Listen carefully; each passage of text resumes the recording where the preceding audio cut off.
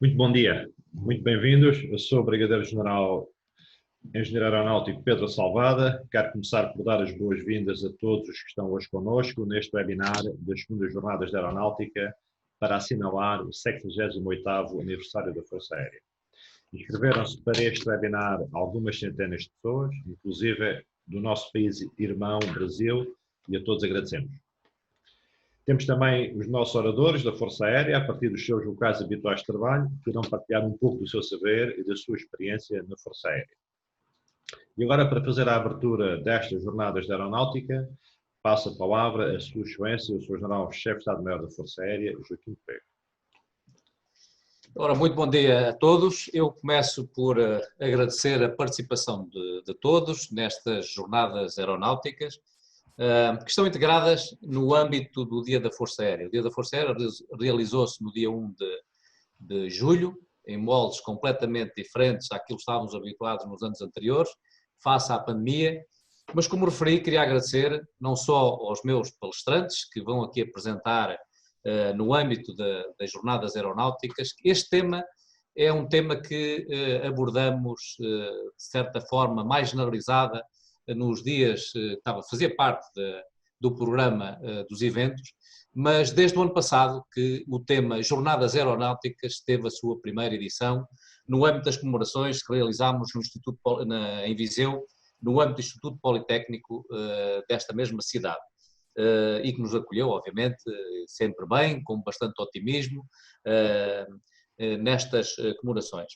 Este ano, derivado à atual situação pandémica que vivemos, foi nossa decisão optarmos por este formato, no âmbito digital, recorrendo às novas tecnologias, que é, digamos, típico também da Força Aérea, as novas tecnologias. E é isso que vamos também debruçar aqui hoje nestas nossas intervenções. A flexibilidade é uma das características do poder aéreo.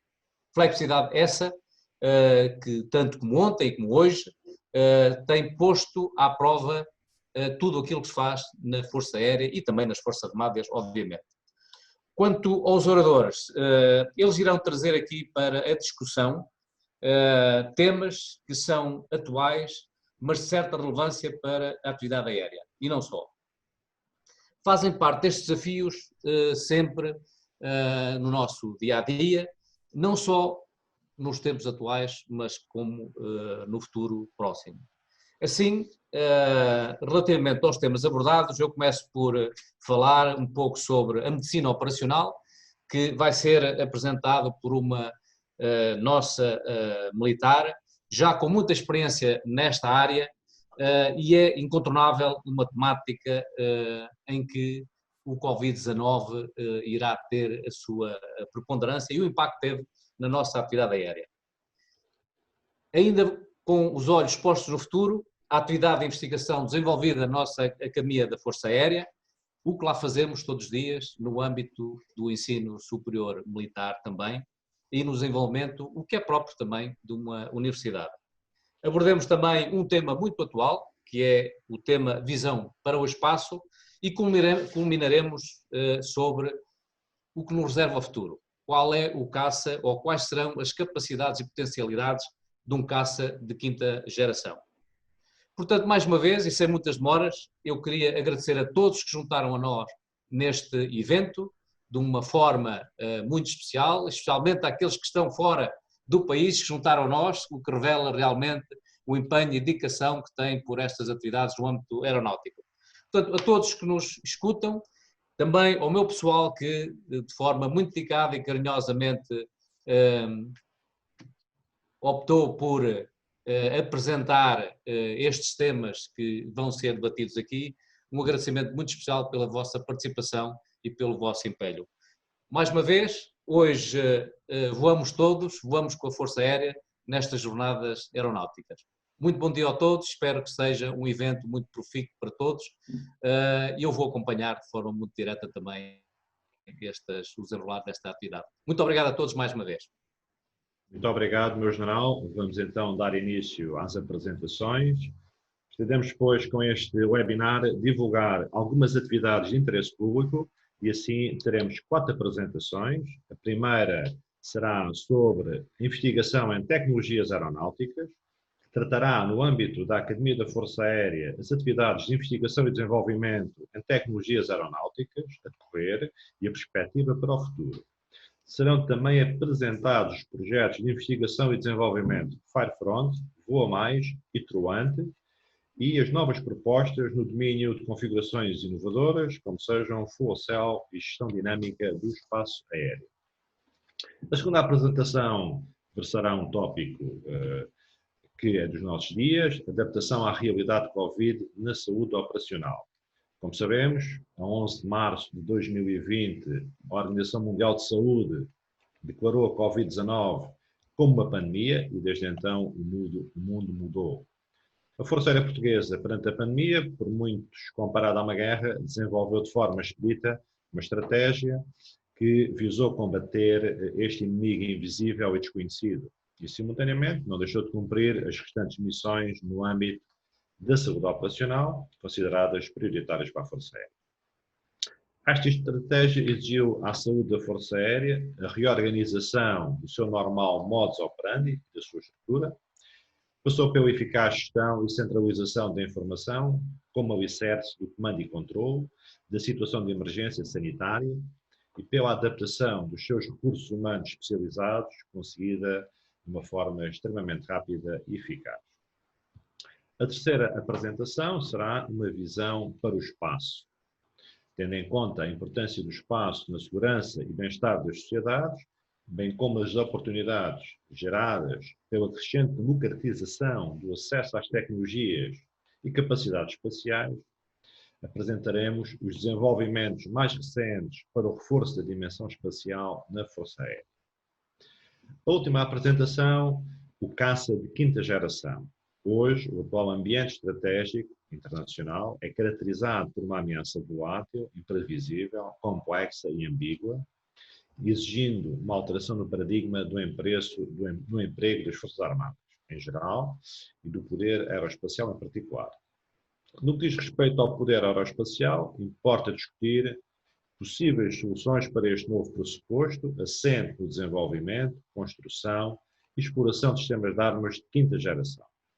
E assim é relevante abordar a definição e as características do avião de combate de quinta geração, o tipo de plataformas em construção e em desenvolvimento, bem como as vantagens táticas e estratégicas da sua utilização nos conflitos atuais e futuros. Depois desta primeira parte, teremos uma segunda parte do webinar em que teremos um debate. Convidamos, desde já, todos os participantes a colocar questões no QIA do Zoom e comentários ou sugestões no chat ou bate-papo. Após esta breve introdução, vamos então ouvir o nosso primeiro orador, Sr. Engenheiro Aeronáutico Luís Félix. É licenciado pela Academia da Força Aérea em Ciências Militares Aeronáuticas, na especialidade de Engenharia Aeronáutica.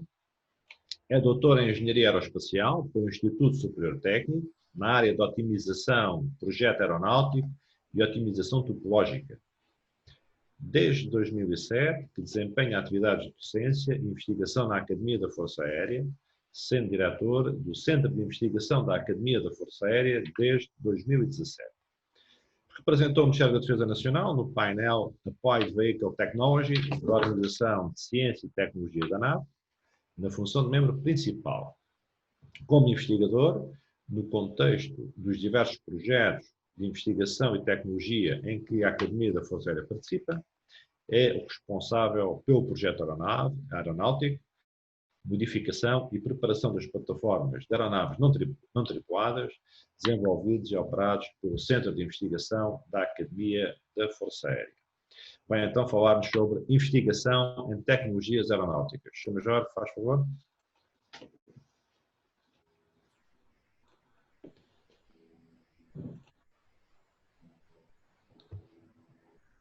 Bom dia a todos os participantes neste evento das Jornadas Aeronáuticas. Agradeço as palavras de introdução e é uma grande honra participar no evento deste ano. A minha intervenção vai incidir sobre as atividades de investigação e desenvolvimento do Centro de Investigação da Academia na área de tecnologias aeronáuticas. O nosso entendimento de tecnologias aeronáuticas são todas as áreas científicas e tecnológicas que contribuem para o poder aéreo. Nesse sentido, podemos falar do projeto aeronáutico de novas configurações, no desenvolvimento de sistemas de decisão e de controle, mas também todas as áreas científicas e tecnológicas que contribuem para o cumprimento da missão, nomeadamente aquisição e processamento de sinal, sistemas de navegação e fusão de dados, comunicações, plataformas para divulgação de informação, e sem terminar, claro, com a parte da sustentação de uma frota, em que temos falado de manutenção, fiabilidade e também na aplicação operacional dos sistemas. No Centro de Investigação da Academia, nós procuramos focar toda a nossa atividade em tecnologias aeronáuticas nos sistemas não aéreos tripulados, sistemas aéreos não tripulados. Focamos a atividade nestes sistemas porque é uma área inovadora, em expansão e que oferece várias oportunidades de investigação e desenvolvimento. Mas, acima de tudo, porque torna mais fácil fechar o ciclo, desde a investigação de tecnologia até aos ensaios em voo. Como o Centro de Investigação está localizado na Academia, integrado na estrutura da Academia, nós temos uma forte colaboração com o ensino e com a atividade de investigação dos nossos alunos. Nesse âmbito, temos alunos que têm desenvolvido alguns trabalhos de mestrado e finais de curso nestas áreas de investigação. Na área de projeto aeronáutico, destaco o projeto preliminar de um AIS Passo 1 para vigilância marítima, cujos requisitos foram definidos de acordo com a experiência que adquirimos em projetos de investigação como o PITVAN, o SEAGULL, o Perseus e o SANI, que são projetos na área de vigilância marítima já terminados. Destaco também o projeto conceptual e prova de conceito de um OAV da asa fixa com descolagem e aterragem vertical. Este trabalho foi apresentado numa conferência internacional de ciências militares em 2019. O anterior foi numa conferência também internacional de OIS em 2019. Nos últimos anos, os nossos alunos também têm trabalhado numa área inovadora, que é o desenvolvimento e testes em voo de micro-UAVs de Flapping Wing. Por exemplo, na área de sistemas de decisão e controle, destaco um trabalho que foi a definição de uma ferramenta para o ajuste automático dos controladores do piloto automático. Isto é uma ferramenta que nos permite agilizar o processo de configuração de uma aeronave em UAS e aumentar a segurança deste processo. Este trabalho será apresentado este ano numa conferência internacional que se realiza em setembro de 2020. Destaco também ainda o projeto conceptual de um protótipo de baixo custo, com todos os equipamentos necessários para desenvolver atividades de investigação no controle cooperativo. Este é um primeiro passo crucial para nós começarmos a trabalhar nesta área. Na área das comunicações, outra parte importante a nível dos UAS, nos últimos anos testámos novos rádios com o objetivo de estender o alcance das nossas aeronaves com comunicação direta. Foram testados os rádios, já fizemos o teste do Data Link em laboratório e estamos neste momento a realizar os testes em voo. O nosso objetivo é estender a comunicação entre a estação de controle até o AV até 100 km de distância. Usando também esta tecnologia, desenvolvemos redes de ad hoc do AVs que permitem a partilha de informação e a partilha de comando e controle dentro desta rede. Este trabalho também foi apresentado numa conferência internacional do AIS em 2019 e foi utilizado no projeto Andrómeda. No projeto Andrómeda, a rede não incluía apenas UAVs, mas incluía também navios da Marinha Portuguesa e aeronaves tripuladas da Força Aérea Portuguesa. Além das atividades de investigação associadas ao ensino e à atividade letiva na Academia da Força Aérea, o Centro de Investigação da Academia participa em projetos de investigação e desenvolvimento com consórcios nacionais e internacionais. Nesse âmbito, destaco os projetos Truante, Firefront e Voa Mais, que estão atualmente em curso. O projeto Truante é financiado pelo Ministério da Defesa Nacional e tem como objetivo desenvolver tecnologia para UAS para utilização em âmbito conjunto e dual. Pretende-se, neste caso, desenvolver um AIS com peso máximo de descolagem de 30 kg e desenvolver tecnologia que permita realizar missões do âmbito civil, do âmbito estritamente militar e também no âmbito do apoio às forças de segurança e à Autoridade Nacional de Emergência e Proteção Civil.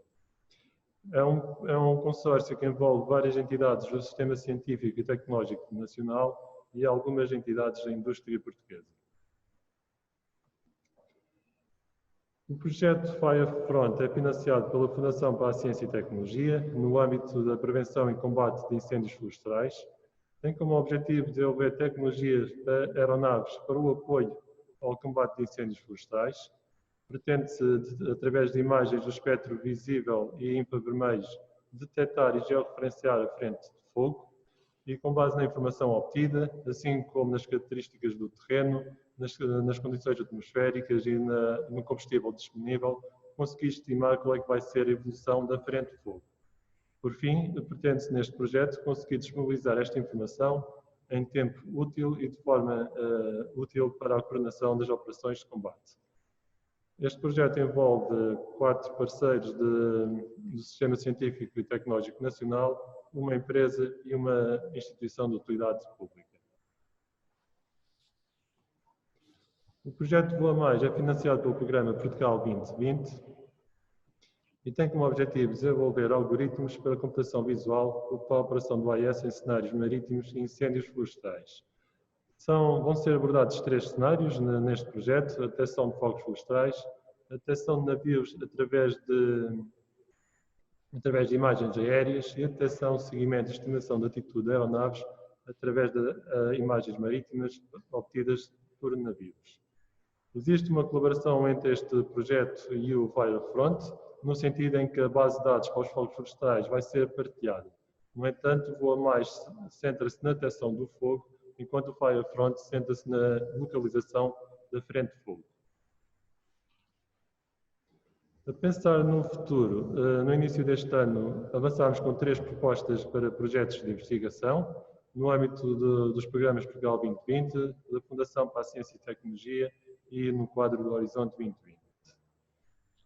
O projeto VERA, Vertical Electrical Reconfigurable Aircraft, é um projeto que pretende dar continuidade ao conceito desenvolvido durante o projeto Flexcraft.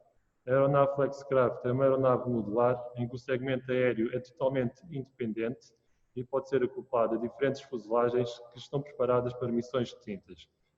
Por exemplo, para carga de material, para vigilância marítima, transporte de pessoas, em que podem ter várias configurações.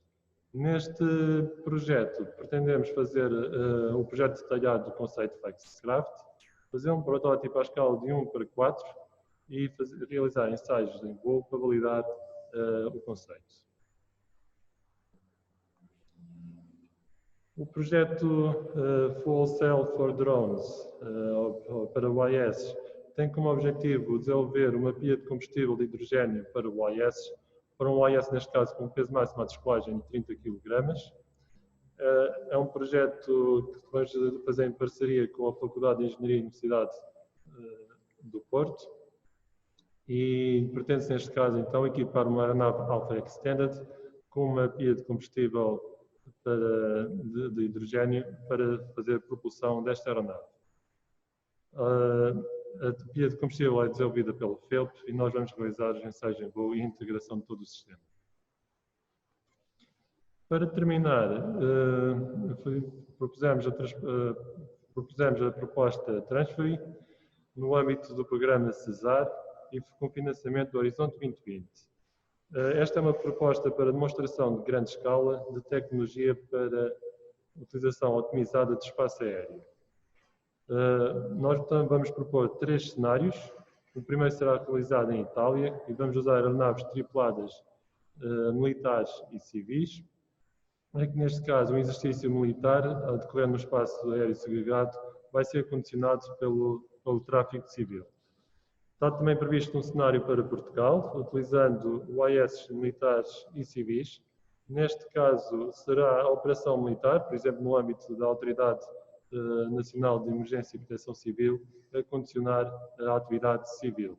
E está ainda previsto um terceiro cenário, a realizar entre a Estónia e a Finlândia. Neste caso, é a operação real, com aeronaves que voam todos os dias e eles vão simular a utilização das tecnologias para fazer uma gestão do tráfego aéreo de forma dinâmica, em vez de utilizar as tradicionais FIR nacionais. Este é um projeto internacional que, para além dos parceiros nacionais, envolve parceiros de mais 5 países. Termino assim a minha intervenção e dei-vos uma perspectiva do que é que nós estamos a fazer neste momento e para onde é que queremos ir no futuro. Muito obrigado pela vossa atenção. Muito bem, muito obrigado, Sr. Major Luís Félix. Deu-nos depois a conhecer o contributo para a investigação em tecnologias aeronáuticas ao nível da Academia da Força Aérea, o que permite complementar a formação dos nossos oficiais, nomeadamente dos pilotos aviadores e dos engenheiros nas suas diferentes especialidades. Passamos então agora ao nosso segundo subtópico, adaptação à realidade Covid na saúde operacional, que irá ser apresentado pela Sra. Major Glória Magalhães, médica da Direção de Saúde da Força Aérea. Ingressou na Academia da Força Aérea em setembro de 1999, no curso de Medicina, sendo este integralmente ministrado na Faculdade de Medicina de Lisboa. Obteve o grau de assistente hospitalar em ortopedia e traumatologia em 2014 e do seu currículo faz parte do Healthcare Management Program, Programa Avançado de Gestão em Saúde da Universidade Católica, a pós-graduação em Bioética da Faculdade de Direito de Lisboa e a frequência do curso de pós-graduação em Direito Internacional Humanitário e Direitos Humanos em Situações de Conflito. Esteve colocada na Base Aérea 5 em 2008, na Base Aérea 4 de 2014 a 2015 e na Base Aérea 6 de Montijo de 2016 a setembro de 2019. Integrou também 2 missões das Forças Nacionais Destacadas, a primeira em 2008 no Afeganistão e a última em 2017 no Mali. Atualmente é chefe da repartição de saúde da Direção de Saúde da Força Aérea. Tem a palavra a Sra. Major Glória, faz favor.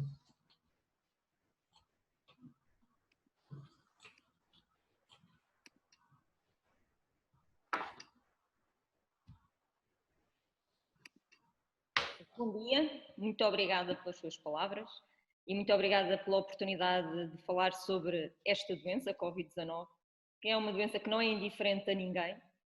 É uma doença que mudou a nossa maneira de estar, a nossa maneira de nos relacionarmos uns com os outros, a maneira de trabalharmos e todos nós nos adaptamos. E a Força Aérea também teve que se adaptar a esta nova realidade.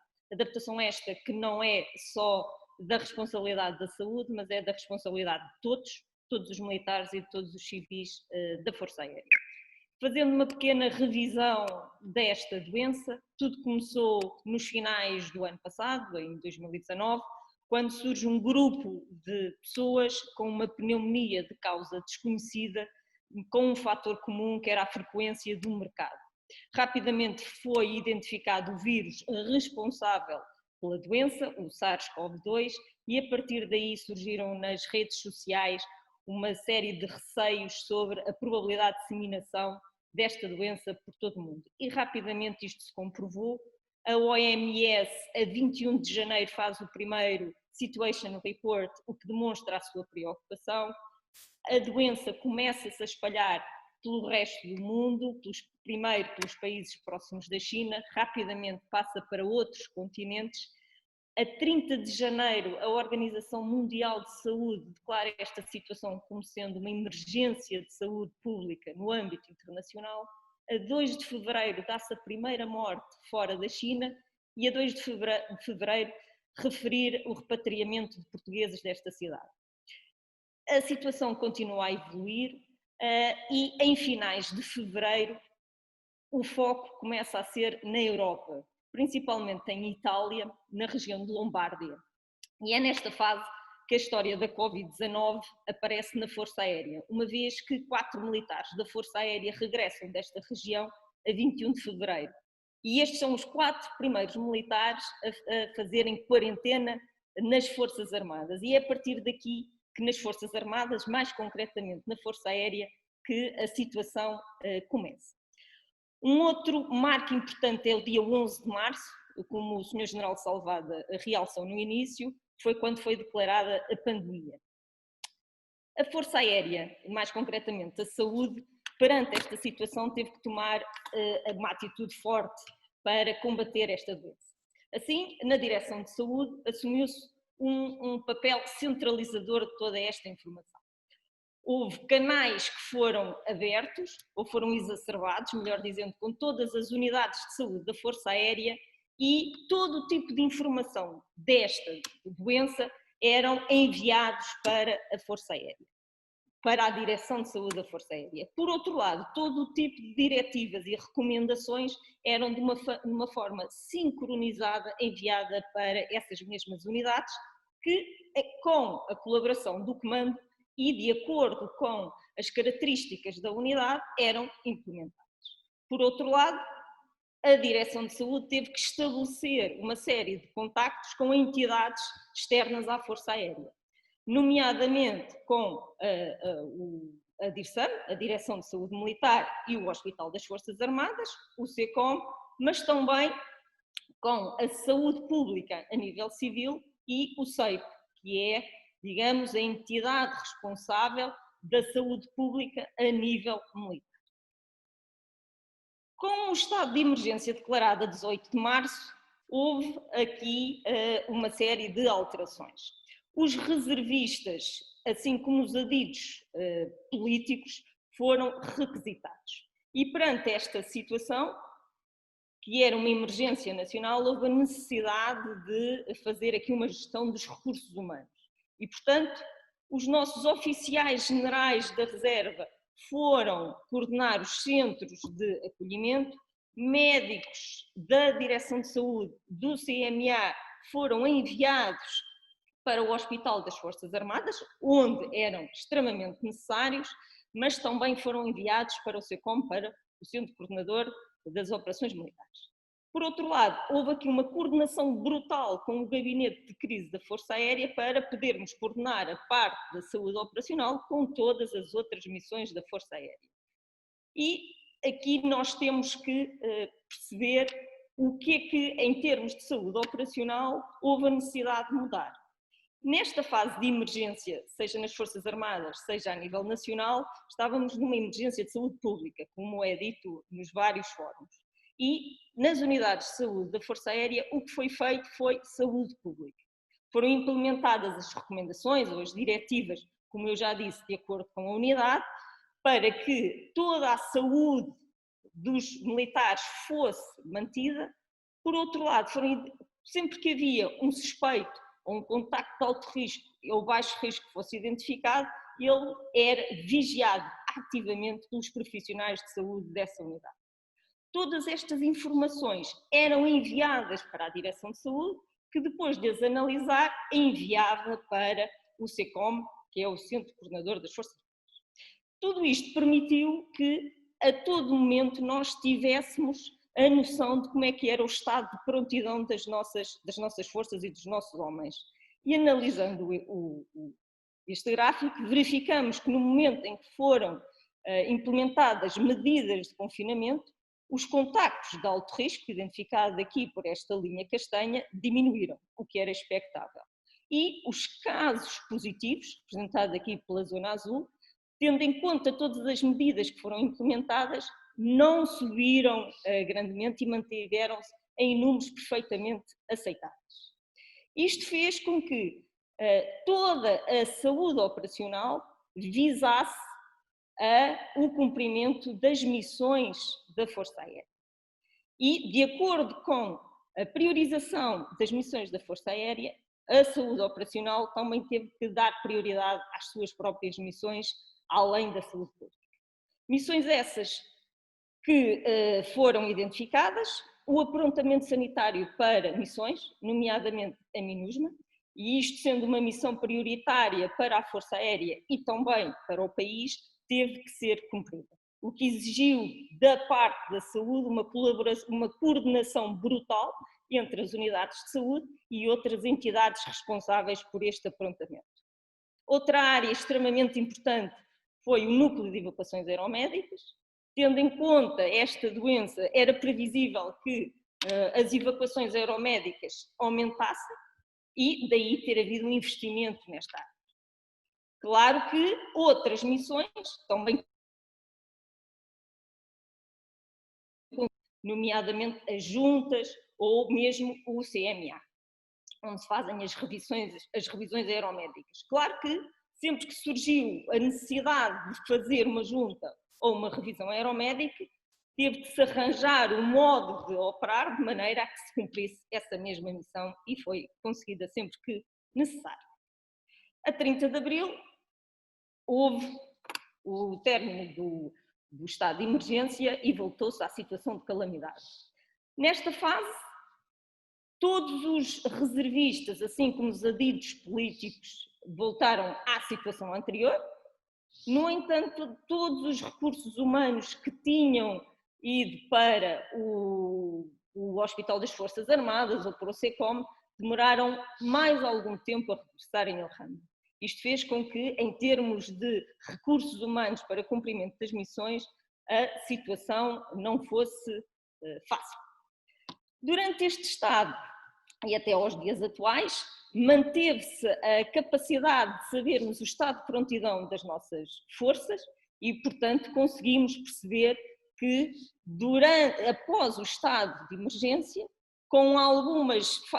na primeira fase de desconfinamento, houve um aumento gradual dos casos em isolamento, mas que não foi significativo. E isto deveu-se a todas as medidas que foram implementadas nas unidades e em todos os órgãos ou entidades da Força Aérea. Por outro lado, outras missões da saúde operacional tiveram que ser reiniciadas ou restabelecidas. De referir aqui que foram utilizadas novas ferramentas que habitualmente não eram utilizadas de forma sistematizada, por exemplo, o recurso às plataformas digitais para realização de consultas ou realização de juntas, que em muito veio aumentar a capacidade de realização deste tipo de juntas e consultas em tempo útil e sem diminuir a operacionalidade da Força Aérea. A 1 de julho, aquilo que nos deparamos é que, apesar de todas as adversidades que aconteceram durante este período, desde 18 de março até 1 de julho, as missões da Força Aérea foram-se cumprindo, com mais ou menos sacrifício, com mais ou menos flexibilidade ou resiliência dos próprios militares ou civis. Para alguns o mundo abrandou, mas para o pessoal da saúde o mundo aumentou de velocidade. Não só para o mundo da saúde, mas para muitos profissionais militares e civis da Força Aérea. A 3 de julho, apesar de algumas boas notícias, há más notícias devido a esta doença não estar totalmente conhecida e não estar controlada e, portanto, há muitas incertezas para o futuro. A necessidade de mantermos as regras gerais de distanciamento social, etiqueta respiratória, a higiene das mãos e o uso de máscaras já obrigatório em muitas das nossas unidades são medidas obrigatórias para que continuemos a cumprir a missão da Força Aérea.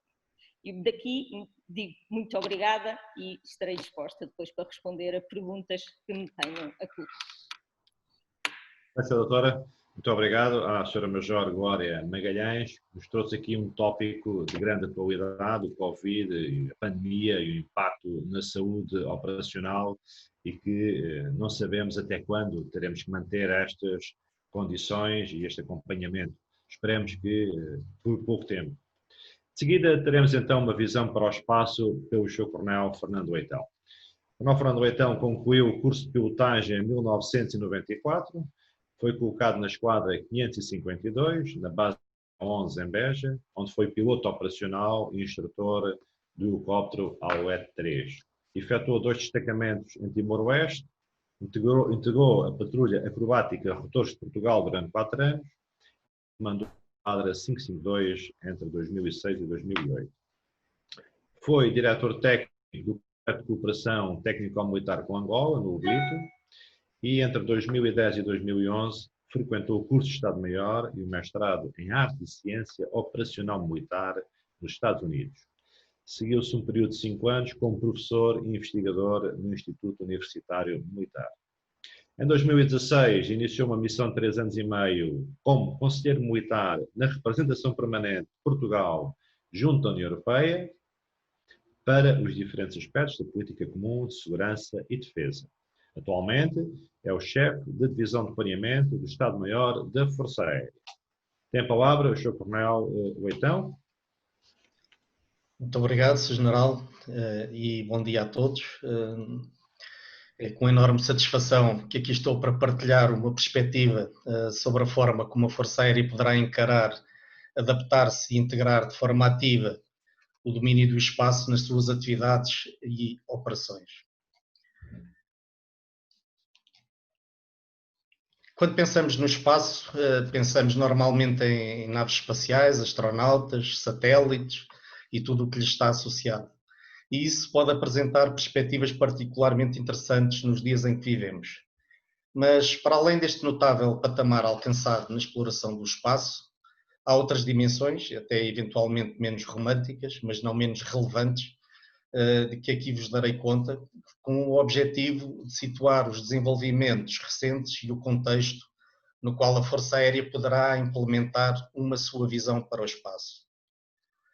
Para abordar esta temática, sugiro estes 5 tópicos que tratarei necessariamente de uma forma sumária, falando da importância do espaço, as suas aplicações militares, depois abordando a vocação aeroespacial da Força Aérea e situando os desenvolvimentos recentes antes de apresentar uma possível visão para o espaço.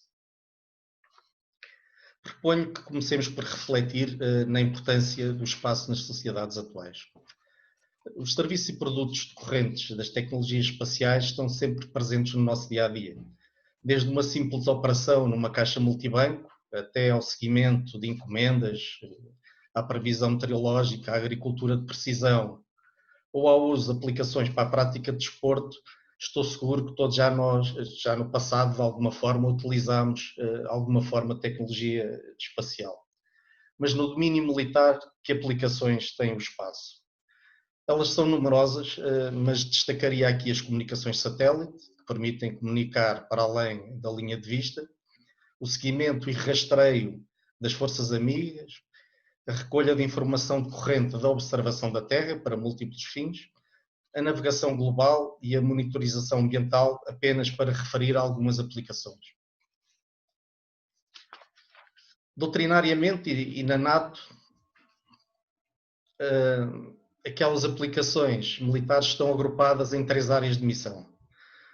Na área do conhecimento situacional do espaço, portanto, o conhecimento incide nas capacidades dos sistemas espaciais, na sua prontidão operacional, nas limitações, eventos, ameaças e atividades do espaço. Na área multiplicadora de força, já incidirá na vigilância, aviso prévio, comunicações, navegação e posição e nos serviços de meteorologia. Finalmente, na área do controle espacial, visa manter um grau desejado de superioridade espacial através da destruição, degradação ou disrupção da capacidade espacial adversária. Para além destas áreas de missão e do rastreio da localização de satélites e de outros objetos espaciais, merece algum destaque o lançamento espacial, cuja gestão necessita de ser integrada com a gestão do espaço aéreo relevante. A este respeito, recordo a intenção nacional para a construção de um porto espacial nos Açores, no qual a Força Aérea terá certamente um envolvimento relevante e que nos leva a abordar o ponto seguinte, que é a vocação aeroespacial da Força Aérea. E por que é que falamos em aeroespacial? Tanto o espaço aéreo como os espaços são domínios altamente tecnológicos, em contínua evolução e com um potencial de desenvolvimento enorme. E aqui surge naturalmente a questão de se definir onde termina o espaço aéreo e começa o espaço. Não existe um consenso internacional, por não existir uma separação física ou funcional evidente, e são vários os critérios adotados, desde a altitude máxima à qual a sustentação aerodinâmica ainda é possível, à mais baixa órbita concretizável. Assim, a linha de Kármán, que se situa nos 100 km, reúne o maior consenso nesta matéria. Importa, no entanto, reter que qualquer objeto que possa alcançar a Terra a partir do espaço, constituindo uma ameaça ou desafio, terá que atravessar uma franja intermédia de espaço aéreo de grande altitude. Nesta perspectiva, o espaço e o espaço aéreo são em grande medida um espaço unificado, contínuo e exposto a ameaças e desafios comuns. Perante esta interdependência funcional absoluta, surge a necessidade de atividades de vigilância, detecção, identificação e classificação de objetos no espaço, as quais deverão ser integradas com a gestão do espaço aéreo e das operações aéreas, que, por sua vez, já hoje, recorrem a capacidades espaciais robustas, como acontece, por exemplo, com sistemas aéreos não tripulados e com armamento de precisão. Os sistemas de comando e controle aéreo estão permanentemente ativados, 24 horas por dia, 7 dias por semana, e são dotados de sensores e de estruturas de decisão para resposta em tempo real, de forma semelhante aos centros de comando e controle espaciais. Antes de apresentar uma possível visão da Força Aérea para o espaço, importa referir alguns desenvolvimentos recentes especialmente relevantes para esta temática. Um destes desenvolvimentos foi o surgimento do conceito New Space, que diz respeito ao setor das novas indústrias do espaço, integrando uma nova vaga de atores privados e modelos de negócio no setor espacial a nível internacional. Estes atores estão capacitados para atrair financiamento privado, principalmente nas áreas do lançamento e operação de mega constelações de micro e nanosatélites, com desenvolvimentos que têm democratizado o acesso a órbitas de baixa altitude e por isso se tornam especialmente vocacionados para o duplo uso civil-militar. Esta tendência abre novas oportunidades para o nosso país e para outros de pequena e média dimensão, especialmente no domínio da produção e utilização de dados de observação da Terra. Para além disto, em novembro de 2019, os ministros dos negócios estrangeiros reunidos em Bruxelas, no Conselho do Atlântico Norte, reconheceram o espaço como um domínio operacional da NATO, a par do ar, do mar, da terra e do ciberespaço. Também no final de 2019, os Estados Unidos criaram a US Space Force, com um comando espacial dedicado. Paralelamente, e no nível nacional, surge em março de 2018 a Estratégia Portugal Espaço 2030, que anuncia os objetivos estratégicos na base do plano de negócio das futuras atividades espaciais em Portugal. Neste seguimento, surge um ano depois, e com o Ministério da Defesa Nacional como um dos seus fundadores, a Agência Espacial Portuguesa, na qual são integrados todos os programas nacionais ligados ao espaço, salvaguardadas, entre outras, as matérias de defesa nacional. Neste quadro, tornou-se imperativo desenvolver uma estratégia da defesa para o espaço, que, embora esteja ainda em elaboração, irá certamente contribuir para defender o território e a segurança dos cidadãos, garantindo a capacidade de vigilância e controle do território nacional e do espaço interterritorial, e potenciar a atuação das Forças Armadas através da exploração do espaço. Por tudo isto que identifiquei anteriormente, a Força Aérea não se tem distanciado de todo este contexto. Por isso mesmo, tem cooperado ativamente nos diferentes fóruns de desenvolvimento dos processos já referidos e poderá ter chegado o momento de estabelecer a sua visão para o espaço. Numa perspectiva de evolução natural das suas capacidades, uma visão da Força Aérea para o espaço poderá promover o emprego do poder aeroespacial para potenciar o cumprimento das operações militares e das missões de interesse público e, adicionalmente, dotar a Força Aérea com capacidade de monitorização que garanta o conhecimento situacional e o controle da utilização do espaço nas áreas de interesse nacional no âmbito da segurança e defesa. Esta visão, que julgo poder colocar a Força Aérea como uma referência nesta área, seria edificada em torno dos seguintes vetores.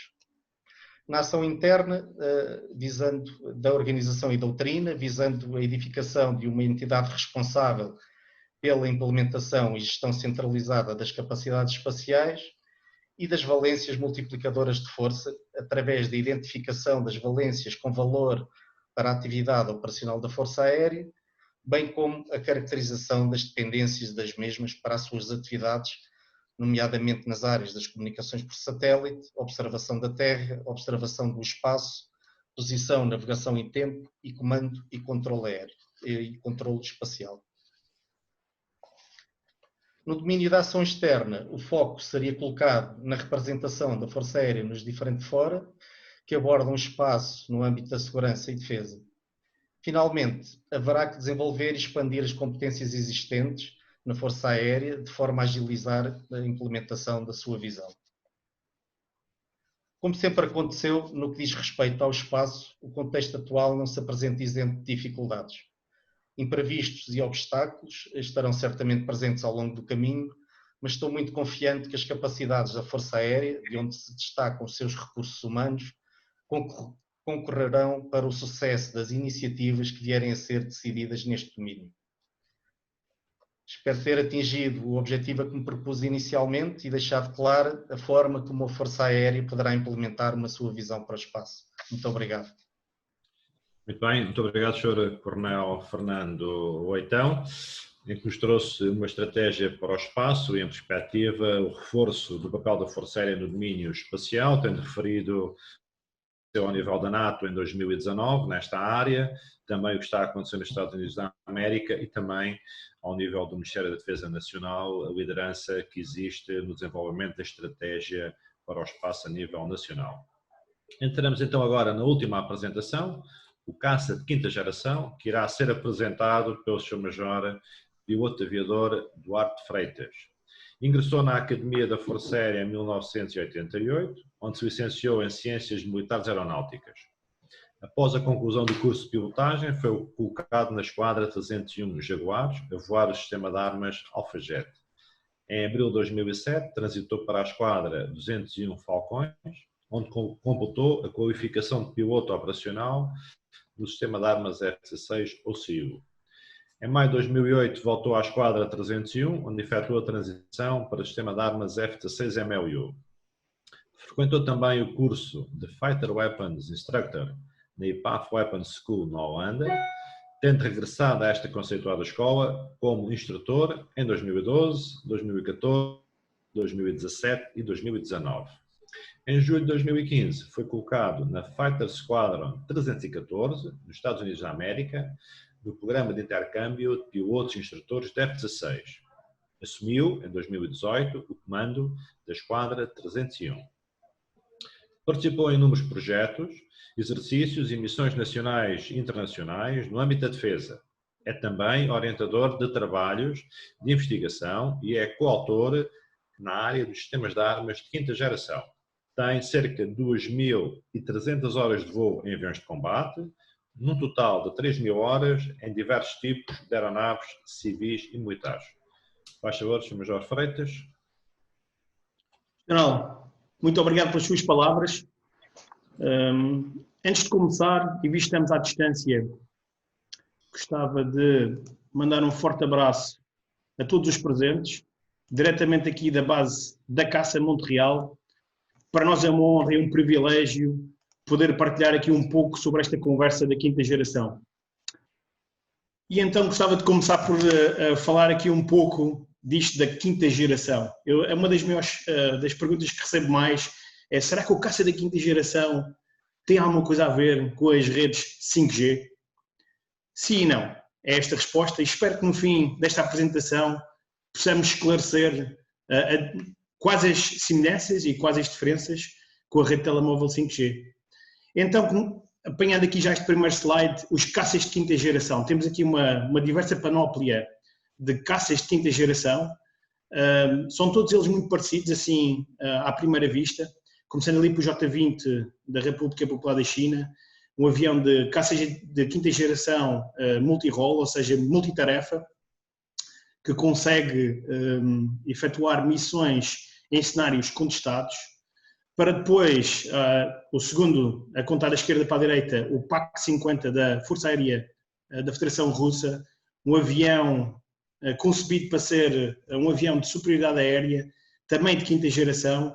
E agora vamos falar aqui dos dois centrais, que são as versões norte-americanas, foram aqueles que disputaram a quinta geração, e temos o F-22A, que apareceu no final dos anos 90, e o famoso F-35, aqui a versão C, mas o F-22 para a superioridade aérea, o F-35 o mais avançado, caça de quinta geração do mundo, e desenhado para cenários muito contestados, que já vou abordar daqui a poucos momentos.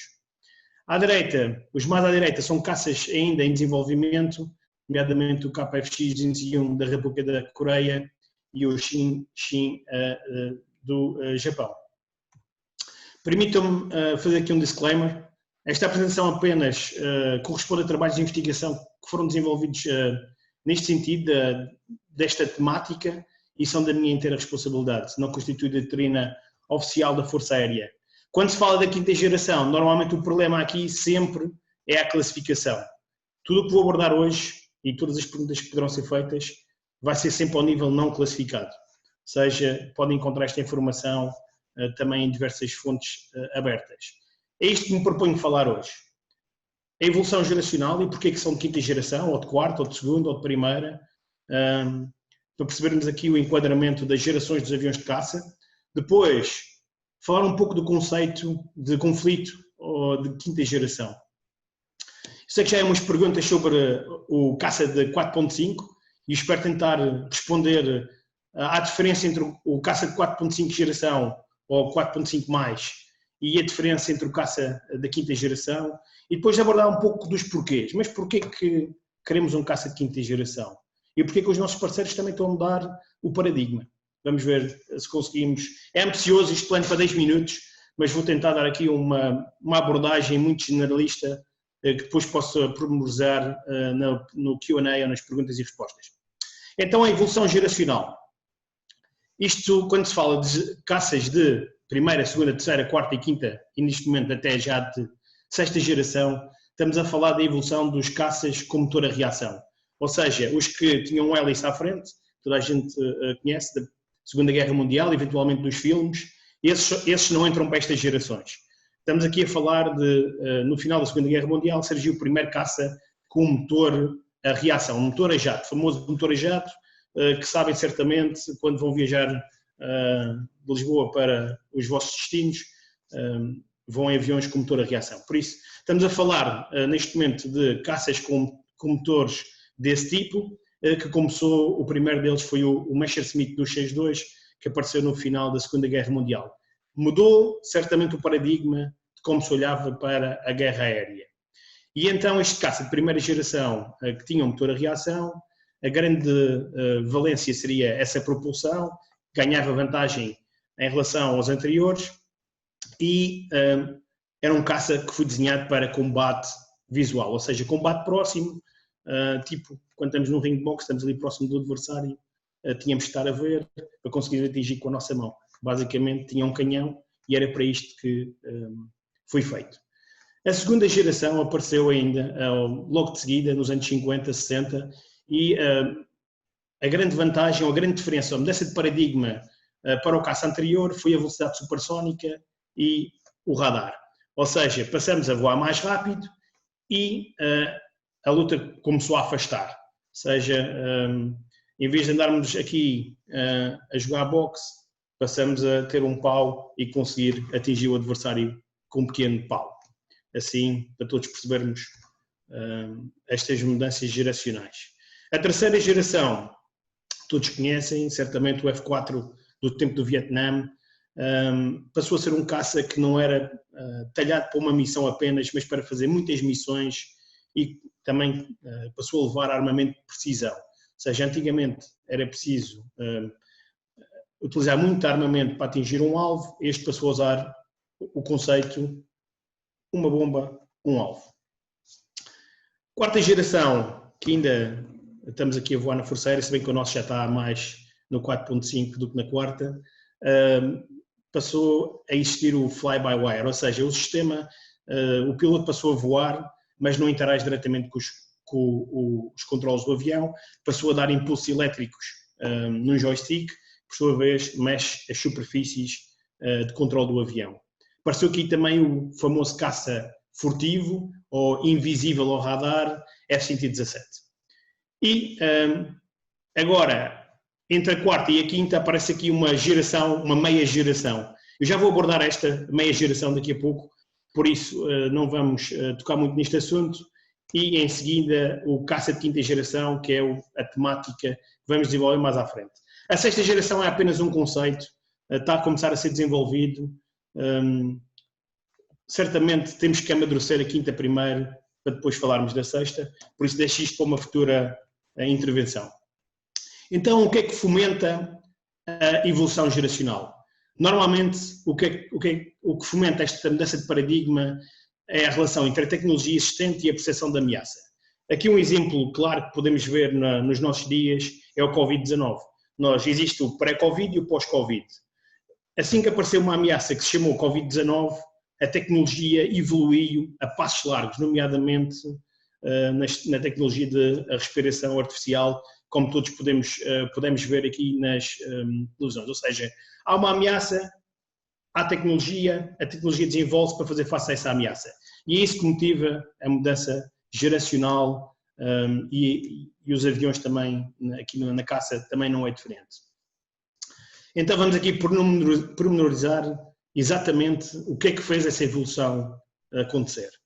Nomeadamente, está intimamente ligada ao desequilíbrio da balança do poder militar entre os Estados Unidos da América e a Federação Russa, a República Popular da China e ainda outros possíveis atores internacionais. Tem uma ligação direta, digamos assim, aos sistemas avançados de defesa aérea. Ou seja, isto está sempre associado entre a espada e o escudo. A espada evolve, o escudo tem que ser melhor. Ou seja, os diversos atores internacionais poderão verificar que os Estados Unidos, para ganharem vantagem, usavam o seu poder aeroespacial, nomeadamente caças de quarta geração. Então, para contrapor essa ameaça, evoluíram para sistemas avançados de defesa aérea com o objetivo de neutralizar o poder aéreo aliado. E esta foi a razão que motivou a evolução para o conflito de quinta geração e onde aparece o caça de quinta geração. É neste cenário. Ou seja, o caça de quinta geração aparece como uma solução e com o intuito de substituir a guerra de atrição pela guerra cognitiva. A guerra de atrição é uma guerra em que é números contra números. E como sabem, hoje em dia isto não é uma guerra muito aceite. Sim, para tentar quebrar com esse paradigma de números contra números, tentamos evoluir para uma guerra cognitiva e informacional, onde se pretende que o ciclo de decisão de um ator seja superior ao ciclo de decisão de outro ator internacional. Pretendeu-se aqui então explorar domínios imateriais, nomeadamente conhecimento e informação, incrementar o ciclo de decisão, como já falei, e com o objetivo de criar múltiplos dilemas para o possível adversário, tudo ao mesmo tempo. É aqui que entra a tecnologia, ou seja, foi-se aproveitar a tecnologia já existente e alguma que se desenvolveu, nomeadamente a Big Data, o Network Centric Warfare, Sensor Fusion, e aqui também aparece a famosa 5G. Se calhar estamos a aproveitar também ainda alguns conceitos da futura rede de 5G, também para aumentarmos a velocidade de transmissão de dados entre plataformas. Então, mas temos um caça de 4.5 ou 4.5+, esse não servia? Eu sei que isso é uma pergunta que já alguém levantou e espero poder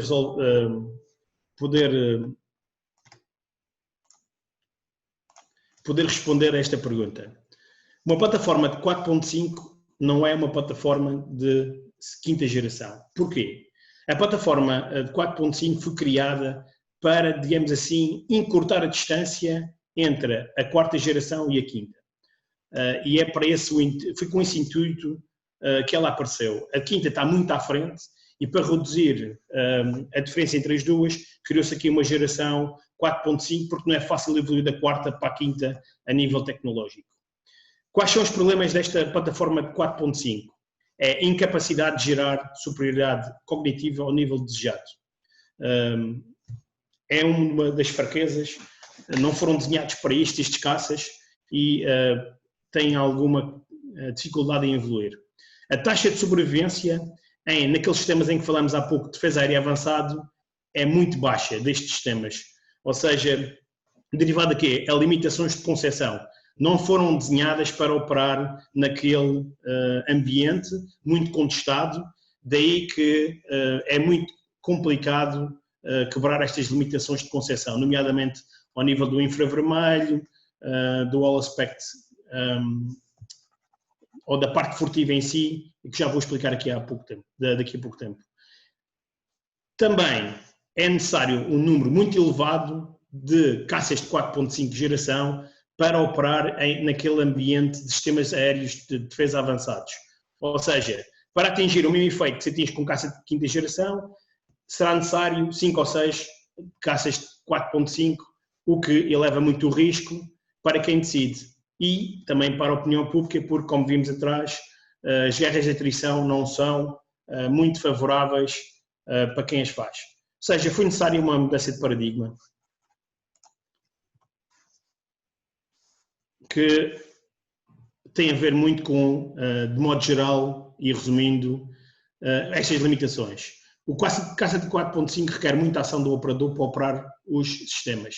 Basicamente, passa a ser um gestor de sensores, o que provoca muita saturação no piloto a nível cognitivo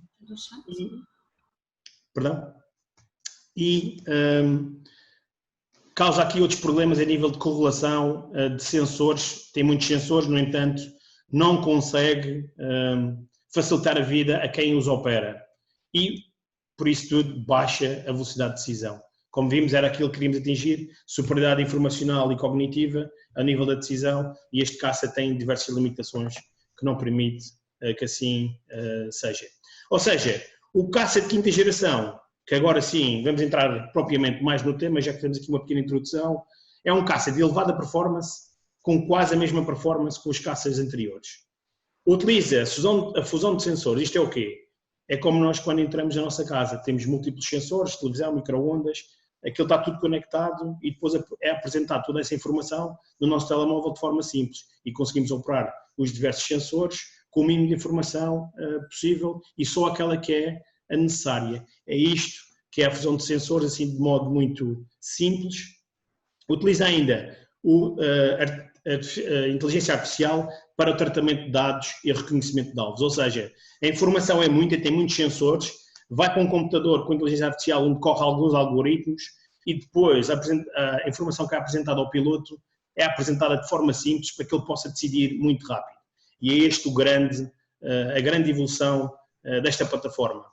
Também utiliza uma guerra centrada em rede, que já existia na quarta, mas com uma capacidade muito mais rápida de transmissão de dados entre os aviões e a combate cloud. Tem a vantagem de ser low observable, ou seja, furtivo, em todo o seu aspecto. E muitas outras capacidades classificadas que não vou abordar aqui, e está desenhado para operações multidomínio, que já vamos ver o que é. Ou seja, fusão de sensores, uma das principais características do caça de quinta geração. Para que é que isso contribui? Contribui para aumentar a consciência situacional do piloto. Ele consegue ver, consegue ser melhor e mais rápido na interpretação do campo de batalha. E permite, então, por isso, ganhar a tão desejada superioridade informacional a todos os níveis. É porque ele também partilha a informação que vê com os centros de comando e controle, por sua vez, também vão ter melhor informação para decidir. Low observable, capacidades furtivas. O que é que isto faz? Ou quais são as vantagens? Aumenta a capacidade de sobrevivência em ambientes muito contestados. Ou seja, ele consegue ver o inimigo antes que o inimigo o veja a ele. O que permite see first, shoot first. É um conceito importante e foi para isso que ele foi desenhado. Permite então operar dentro daqueles sistemas altamente complexos de defesa e que baixa significativamente o risco de missão, aumentando muito a probabilidade de atingir os efeitos pretendidos. Passamos agora para operações multidomínio. O que é que são estas operações? É a forma pragmática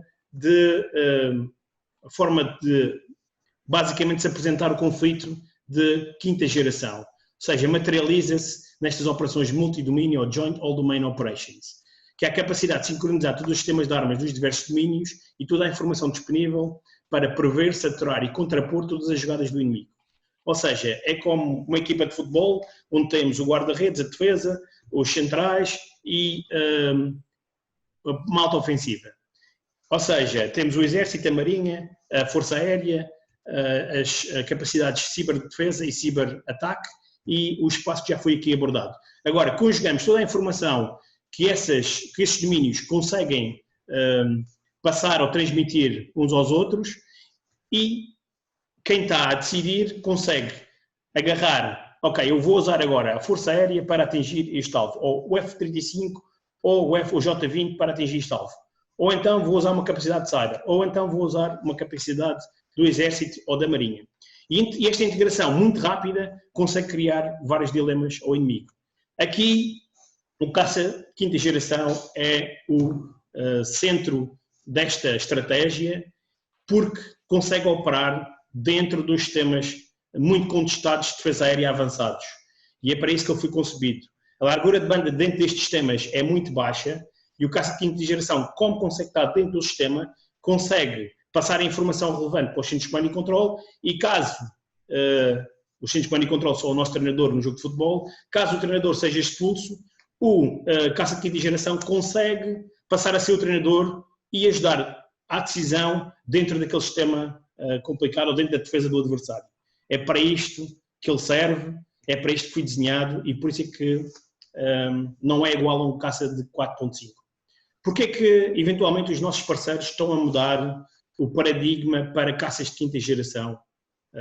Nomeadamente tem a ver com os números. As forças aéreas cada vez têm orçamentos mais reduzidos e então querem ter menos números, muito capazes para conseguir operar dentro destes sistemas muito avançados que se conseguem criar bolhas de exclusão aérea. Esta é uma das grandes vantagens do caça de quinta geração. É necessário menos números do que um caça de 4 ou de 4.5.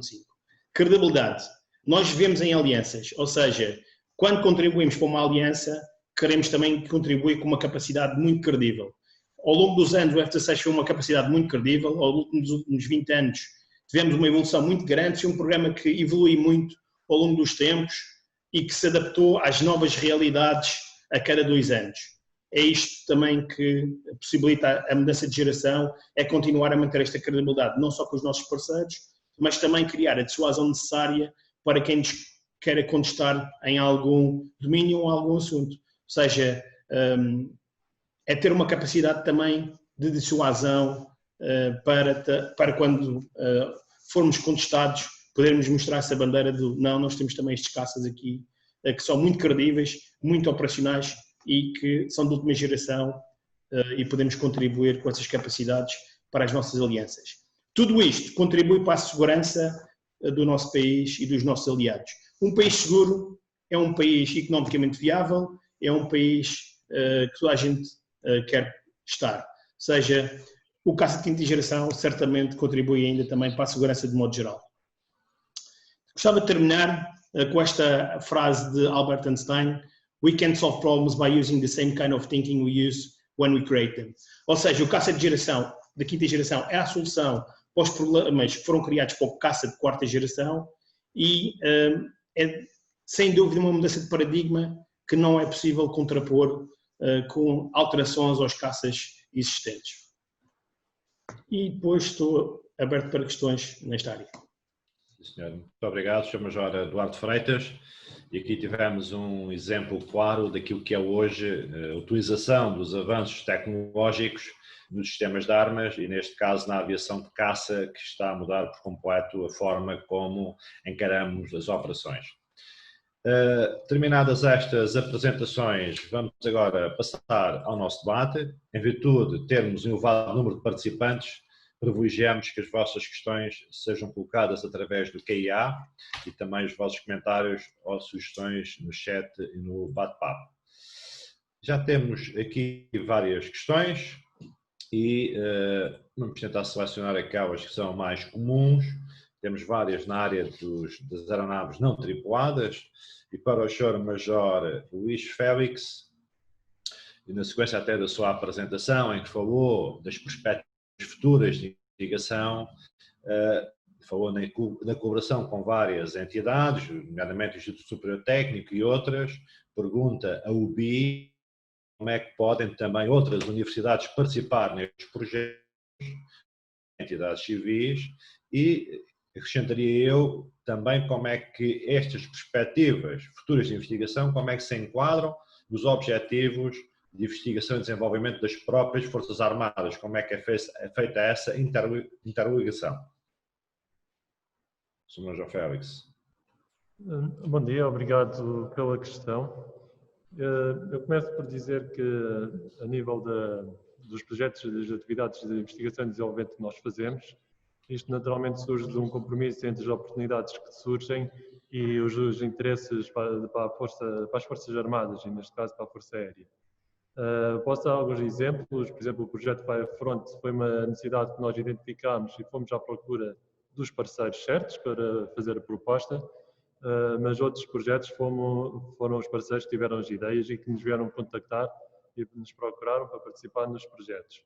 Nós estamos disponíveis para colaborar com todas as entidades nacionais do sistema científico e tecnológico, também parceiros industriais, desde que os objetivos sejam alinhados com os interesses da Força Aérea.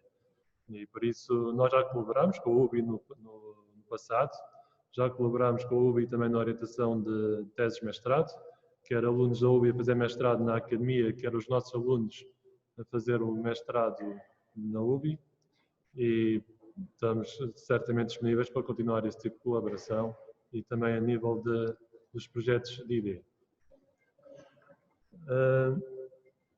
Em relação aos projetos que nós temos para o futuro, ou que temos previstos para o futuro, são áreas que nos interessam diretamente.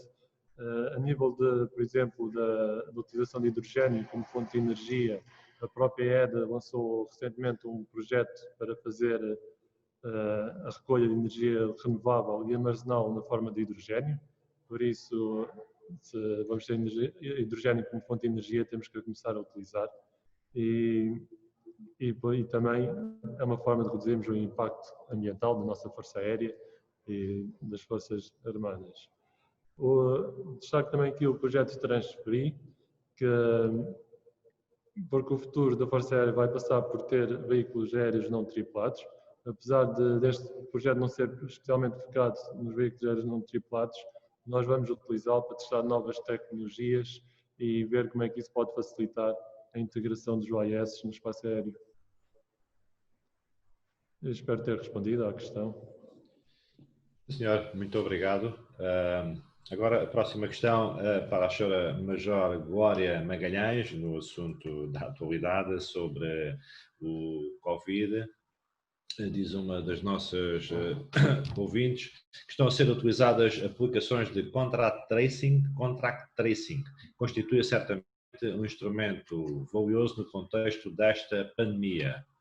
Deverão as mesmas manter-se em utilização quando esta situação for ultrapassada, dada a sua natureza? O que é que podemos dizer sobre este assunto, professora doutora? Bom dia, obrigada pela pergunta. Este tema é um tema polémico, uma vez que poderemos estar a pôr em causa a privacidade das pessoas. E sempre que nós falamos em dados, nomeadamente médicos ou não só, dados pessoais, há que ver aqui a lei da regulação de proteção de dados.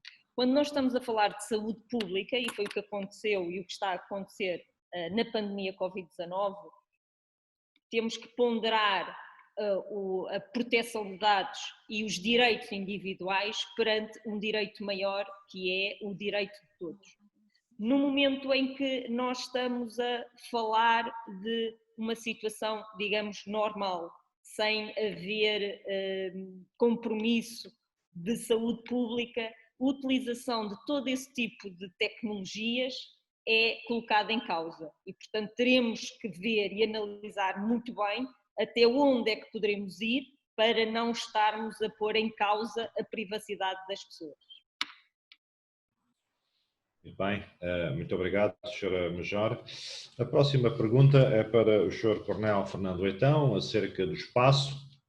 Alguém pergunta nesta área, dada a ligação da Força Aérea Portuguesa, eventualmente com o fabricante Lockheed Martin, nos Estados Unidos, perguntam se existe alguma possibilidade de reativar o projeto PEOSAT nacional. Existe à medida nacional a possibilidade de criação de uma DARPA à portuguesa, uma agência tipo DARPA. Eu diria mesmo que a nível nacional temos o satélite Infante, mas deixaria ao Sr. Coronel Fernando Leitão o que é que neste âmbito temos neste momento em termos de possibilidades em aberto. Obrigado, Sr. General, e pela questão também que nos colocaram. Atualmente, eu fiz referência a alguns desenvolvimentos que incluíram, em termos de instituições que lidarão com esta matéria, a Agência Espacial Portuguesa, que integrará todos os programas nacionais ligados ao espaço, salvaguardando, como referi, as questões da defesa nacional. É claro que há projetos em curso e o que o Sr. referiu há pouco, o projeto Infante, é um precursor que visa o desenvolvimento e demonstração de um microsatélite em órbita e pode ser o precursor de uma constelação de micro e nanosatélites sobre o Atlântico, mas isto estará necessariamente estar alinhado com o nível de ambição que for estabelecido no nível político. A defesa e a Força Aérea em particular integrarão certamente estas atividades ao nível das suas responsabilidades e das suas capacidades, mas há uma vontade transversal que tudo o que for desenvolvido conte com um forte envolvimento da indústria nacional e dos centros de investigação nacionais. E era o que eu... Obrigado, Sr. Coronel Leitão. No âmbito dos caças, temos aqui várias questões, algumas delas passam por tentar perceber melhor a questão da tecnologia, da tal chamada fusão de sensores, que mudam de facto o paradigma das operações na aviação de caça e, nesse sentido, aquilo que se pergunta é: o nosso F-16 está ainda atualizado, está a caminho acelerado para a obsolescência? E há aqui uma pergunta muito interessante de alguém que, tendo feito parte da equipa que recebeu os F-16 em 1994, pergunta o que é que nós fizemos desde essa data até hoje para que os nossos F-16 ainda possam ser interoperáveis, por exemplo, no âmbito da NATO. O que é que nós temos feito? Perguntaria ao Sr. Major Eduardo Freitas. Obrigado, Sr. General, pela pergunta.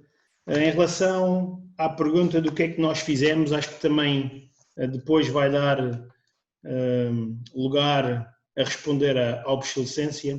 Nós, nos últimos 20 anos, temos atualizado constantemente o nosso F-16. Ou seja, o nosso F-16 está com uma versão muito equivalente a todos os outros parceiros da NATO que operam esta plataforma.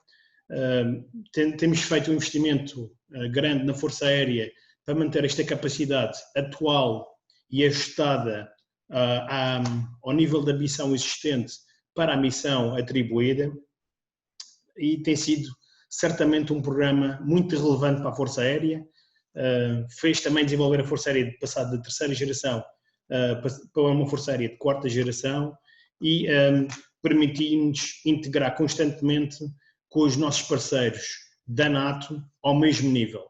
Ou seja, em nada somos inferiores aos nossos parceiros da NATO ao dia 2. Isto é um facto, pode ser comprovado. Aliás, pode ser comprovado pelas visitas constantes que temos aqui na base aérea número 5 de forças aéreas parceiras que vêm cá treinar connosco, também pelos sistemas avançados que temos. Em relação se o F-16 caminha para a obsolescência, caminha devagarinho para a obsolescência, principalmente para as razões elencadas, ou seja, o paradigma para que foi criado já mudou. E por aí ele vai certamente caminhar para a obsolescência, porque o desenho em si já não vai chegar a um ponto em que não o permite evoluir mais. E quando isso acontecer, vai se tornar obsoleto. Também é preciso referir que este programa não foi feito só por Portugal. Nós estamos numa parceria internacional de desenvolvimento do F-16, que possibilita diminuir os custos de desenvolvimento, e essa parceria com o caminhar das outras forças aéreas para a quinta geração, neste momento dentro da parceria somos os únicos que ainda não temos um programa bem definido. Com o caminhar das outras forças aéreas para essa tal quinta geração, vamos ficar sozinhos a suportar este desenvolvimento, o que certamente também vai criar problemas para nos mantermos atualizados. E assim, grosso modo, acho que é por estas razões que referi que caminha para a obsolescência. Muito bem, Major Freitas, muito obrigado. Volta novamente ao Sr. Major Félix. Temos algumas questões que pretendem conhecer, no âmbito dos projetos que apresentou, das aeronaves não tripuladas, em que alguns projetos poderá ser dado algum exemplo de alguma participação já na área do combate a incêndios, em algum dos projetos que já disse, ou outros que estão em desenvolvimento, e depois também se podemos dar algum detalhe do desenvolvimento de aeronaves não tripuladas para a vigilância marítima. Somos João Félix.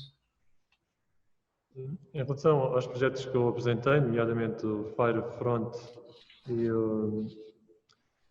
e o projeto Voa Mais, que referi como contribuindo para a parte dos incêndios florestais, eles centram-se no desenvolvimento de tecnologia para ser utilizada em aeronaves tripuladas ou não tripuladas. Neste momento estamos ainda na fase de desenvolvimento, eles estão os dois sensivelmente a meio, são projetos de 3 anos e no fim dos 3 anos esperamos ter então tecnologia pronta que possa ser utilizada.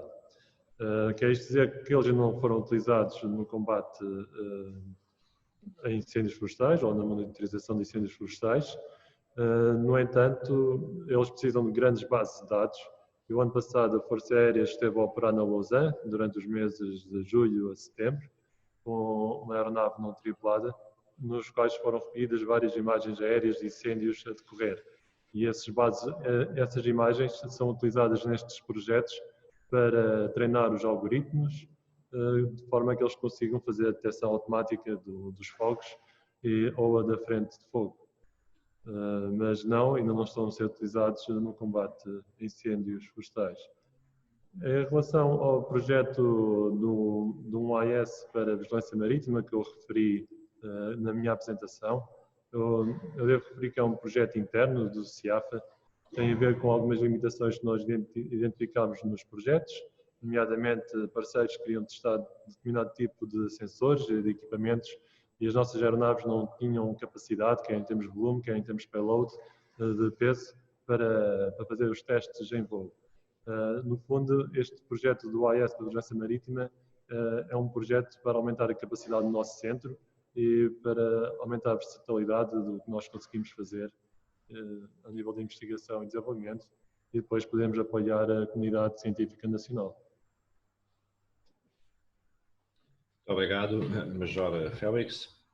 Voltando agora ao assunto do Covid e da pandemia, para a Senhora Major Glória Magalhães, referiu, e há aqui uma pergunta que fala sobre isto, temos uma aprendizagem enorme em relação àquilo que era o antes-Covid e o pós-Covid, do ponto de vista da saúde operacional, pode dar-nos a conhecer um pouco melhor quais são as lições aprendidas destes últimos 3 meses, desta situação pós-Covid, estamos a viver e temos vindo a viver. Quais as principais lições aprendidas? Obrigada. Em relação a essa pergunta, eu tenho a citar 4 pontos fundamentais que foram utilizados nos últimos meses e que provavelmente vão ser utilizados. O primeiro deles é a colaboração e a cooperação com outras entidades. É fundamental haver a colaboração quer para a nível inferior, digamos, com as nossas unidades, mas também com entidades externas. Esta colaboração e cooperação é fundamental para o sucesso, seja desta doença, seja de qualquer tipo de situação. O segundo ponto é a centralização da informação. Havendo a centralização da informação, a possibilidade de encontrarmos uma solução para resolver o problema, tendem na mão todas as informações necessárias, é muito mais fácil e conseguimos gerir muito melhor a situação. O terceiro ponto é priorizar as missões, perceber o que é realmente importante ou num grupo de missões, saber qual é aquela que tem que ser obrigatoriamente cumprida para que todas as outras gradualmente venham a ser cumpridas. E finalmente é a utilização de novas tecnologias, de utilização de outros modos de realizar as situações. Um exemplo que eu dou foi a utilização de videoconferências no âmbito de consultas ou de juntas de saúde. Nós conseguimos, com esta medida, que teve como base a doença, a Covid-19, fazer com que os custos da deslocação de militares para a Junta de Saúde fossem diminuídos e, portanto, esta foi uma medida que foi implementada devido à doença Covid-19 e que vai continuar. Portanto, assim como estas, outras irão continuar, não só por causa da doença, mas porque se mostrou que para a Força Aérea é uma mais-valia e não houve diminuição nem da segurança nem da qualidade. Bem, muito obrigado. Temos agora uma questão no espaço para o Coronel Fernando Leitão. Na abordagem do espaço que faz, obviamente que a Força Aérea estará muito empenhada nas questões militares. Aqui a pergunta que se coloca é se também poderá haver um interesse e uma dualidade civil ao militar no desenvolvimento deste domínio espacial. O que é que nos pode dizer sobre isto? Muito obrigado pela questão e é uma evidência que estas capacidades espaciais têm uma natureza duplo uso, desde logo pelo seu desenvolvimento e que de certo modo é a fase em que nos encontramos nacionalmente, pela participação da indústria nacional e do setor científico e pelos benefícios que daí decorrem, mas depois no emprego operacional estas capacidades destinam-se a apoiar também tarefas de outros setores do Estado nas suas atividades. Um exemplo clássico são as comunicações por satélite, que não têm apenas um emprego estritamente militar, mas apoiam toda a área da governação. E outro exemplo pode ser a capacidade de observação da Terra, que para além de permitir a recolha de informação, de imagem e outro tipo de informação de áreas de interesse militar, poderá também ser aplicada, por exemplo, na gestão de crises ou no apoio a ações de natureza civil, no domínio até da proteção civil, como os incêndios florestais ou a poluição marítima. Muito obrigado. Muito obrigado. Temos agora uma questão, talvez para o Major Freitas. Portanto, temos várias questões que tocam nos custos da quinta geração, da comparação de custos. Obviamente que esta é uma jornada da aeronáutica do ponto de vista técnico e na área de custos não teremos aqui muito a acrescentar. Hoje em dia esses valores são conhecidos e são fáceis de identificar na praça. Aquilo que sabemos é que a substituição de um sistema de armas, como seja o F-16, é algo que demora 8 a 10 anos. Portanto, o estudo destas questões é extremamente importante e aquilo que aqui se pergunta ao Major Freitas é quais as grandes diferenças num caça quarta geração e meia, a geração, neste caso, um V-Configuration, um Gripen ou a quinta geração, o que é que podemos agora aqui ainda mais sumariar sobre estas grandes diferenças? Basicamente, a Sr. General permite uma comparação, comparar uma laranja com uma maçã. Não podemos comparar as duas coisas, não são iguais. Ou seja, um caça de 4.5 geração é um caça de quarta com sensores de quinta. Ou seja, tem um radar semelhante a um avião de quinta geração, tem um display em tudo semelhante, como puderam verificar na fotografia anterior, a um caça de quinta geração. No entanto, como disse, tem limitações de concepção que não o permitem ser um caça avançado como um de quinta geração, nomeadamente capacidades furtivas. Como é que se adquire a capacidade furtiva num avião caça de quarta ou quarta mais geração? É recorrendo a sistemas eletrónicos e a pinturas especiais. Ou seja, dá logo aqui uma limitação grande, que é a concepção. O avião não foi desenhado para ser furtivo a nível de infravermelho e ao nível radar. Ou seja, não é possível agora modificar a estrutura do avião para que essa concepção seja mais atual. E esta é uma das grandes limitações. A outra limitação tem a ver também com o desenho para aquilo que ele foi feito. Normalmente os caças de 4.5 são aviões multitarefa, que basicamente servem para apoiar os caças de quinta geração em cenários avançados. Eu sei que a pergunta é sempre, então, mas estes cenários avançados existem ou não existem, ou são fato para Portugal ou não? Isso tem a ver com níveis mais acima do conceito estratégico e do que é que são ameaças para Portugal e de como é que queremos contribuir para a defesa nomeadamente nas parcerias com a NATO. Ou seja, aqui não é o âmbito deste webinar chegarmos a esse nível, é apenas comparar um com o outro.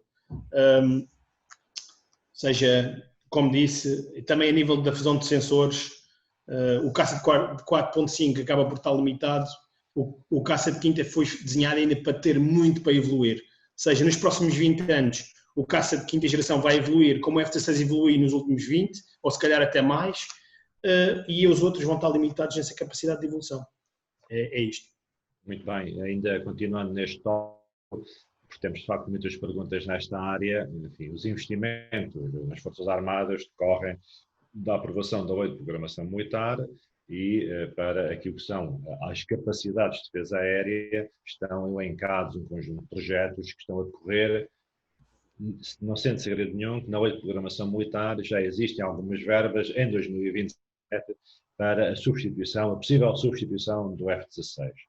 E, portanto, isto é o que podemos dizer. Obviamente que a revisão, a lei de programação militar será revista em 2023 e, em função dos estudos que vão ser conduzidos, poderá igualmente surgir algum acerto nestas questões.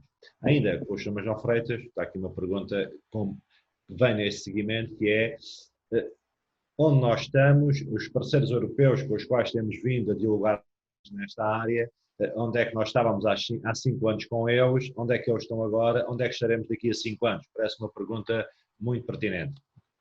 Ok, como disse há pouco, nós temos estado ao mesmo nível que os nossos parceiros mais diretos europeus.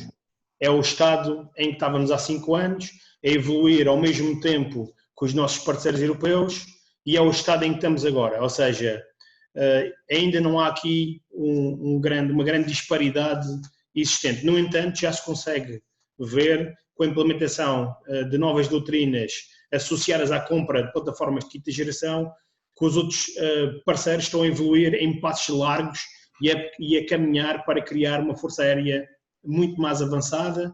Isto de uma plataforma, quando se fala aqui do caça de quinta geração, não podemos olhar só para a plataforma. Temos que olhar para a Força Aérea como um sistema. Ou seja, podemos ter esta plataforma, mas agora a Força Aérea toda evolui para poder operar esta plataforma. E é isso que se consegue verificar nos outros parceiros. A Força Aérea está a tentar evoluir para uma Força Aérea de quinta geração, muito mais interconectada, muito mais ligada ao cyber, muito mais ligada ao espaço, a tentar criar novas especialidades até dentro da própria Força Aérea para operar sistemas avançados e agora nota-se realmente um descolar entre a nossa Força Aérea e as Forças Aéreas parceiras que vão ao F-16 e é assim que estamos neste momento. Muito obrigado. Passaríamos agora novamente à área da investigação, para o Sr. Major Luís Félix, que abordou a investigação ao nível do ensino na academia e os diferentes projetos de investigação e desenvolvimento com diferentes parceiros na comunidade científica e industrial nacional. Eu creio que é importante reafirmar, pode não ter ficado bem claro, como é que funciona a coordenação entre estas atividades de investigação e desenvolvimento distintas, como é que ela acontece, Sr. Major Félix? Obrigado pela questão. Realmente coordenar, nem sempre é fácil coordenar a atividade de investigação no âmbito académico com os projetos de ID. As teses de mestrado, por exemplo, têm que ter uma forte componente científica e hoje em dia os projetos que nós temos participado na área de ID são mais virados para a aplicação da tecnologia, mais para a parte final do desenvolvimento tecnológico. É um compromisso que nós tentamos chegar, tentamos sempre possível integrar os alunos nos projetos em que temos em curso, mas tendo sempre noção que eles têm que ter uma base científica. É o mesmo tipo de trabalho que nós fazemos com as direções técnicas, também temos alunos que fazem os mestrados no âmbito de áreas de interesse para as direções técnicas da Força Aérea, mas temos de ter sempre a noção que eles precisam ter uma base científica forte para poderem defender a sua tese depois a nível académico, mas sem descurar o interesse para a instituição e a aplicação prática dos trabalhos que estão a fazer, porque é para nós importante que os trabalhos que os alunos façam não sejam apenas para acabar o mestrado, para fazer uma dissertação de mestrado, mas que tenham utilidade para a Força Aérea, quer seja para as direções técnicas, quer seja para a atividade de investigação e desenvolvimento. Nós tentamos fazer isso sempre possível, coordenar as duas coisas. Quando não é possível, por exemplo, integrar os trabalhos de mestrado logo diretamente no projeto de ID, procuramos que esses trabalhos permitam construir conhecimento, construir as bases para mais tarde propormos projetos de investigação e desenvolvimento nessas áreas. Por exemplo, a nível dos micro-UAVs ainda não temos nenhum projeto em curso, mas estamos a adquirir conhecimento nessa área. Talvez no futuro possamos propor propostas com parceiros para termos financiamento nesse tipo de atividade. Muito bem, Major Félix. Temos aqui uma pergunta, continuando com o Major Félix, de um piloto que diz, mas acho que a resposta acho que é para um engenheiro. Este piloto diz: eu sou dos que apoia a implementação do Fly-by-Wire das aeronaves, desde militares como aeronaves civis, a trabalhar em linha aérea. Gostaria de saber se o Fly-by-Wire tem algum impacto negativo no peso do avião, uma vez que este equipamento aumenta na prática o peso do avião. Outra questão é, apesar do Fly-by-Wire melhorar a segurança operacional e a redução de custos, será que o Fly-by-Wire vai aumentar a automatização e não irá causar alguma falta de capacidade aos pilotos, caso tenham algum problema fora do voo, problemas normais que uma aeronave pode ter em voo? Diria que poderão responder a esta pergunta quer o Major Félix, do ponto de vista do centro de gravidade do avião e do impacto na estabilidade do avião, e depois o Major Duarte Freitas pode dar a experiência que é o Fly-by-Wire no F-16, sendo que hoje já aeronaves têm o Fly-by-Optics. Mas, Major Félix. Bom, o Fly-by-Wire, praticamente os nossos UAVs que temos aqui atrás de mim são todos Fly-by-Wire. E não é por isso que há grandes penalizações em termos de peso. Aliás, provavelmente até se beneficiam disso. Não tendo dados concretos, provavelmente os sistemas fly-by-wire serão mais leves que os sistemas mecânicos de atuação das superfícies de controle.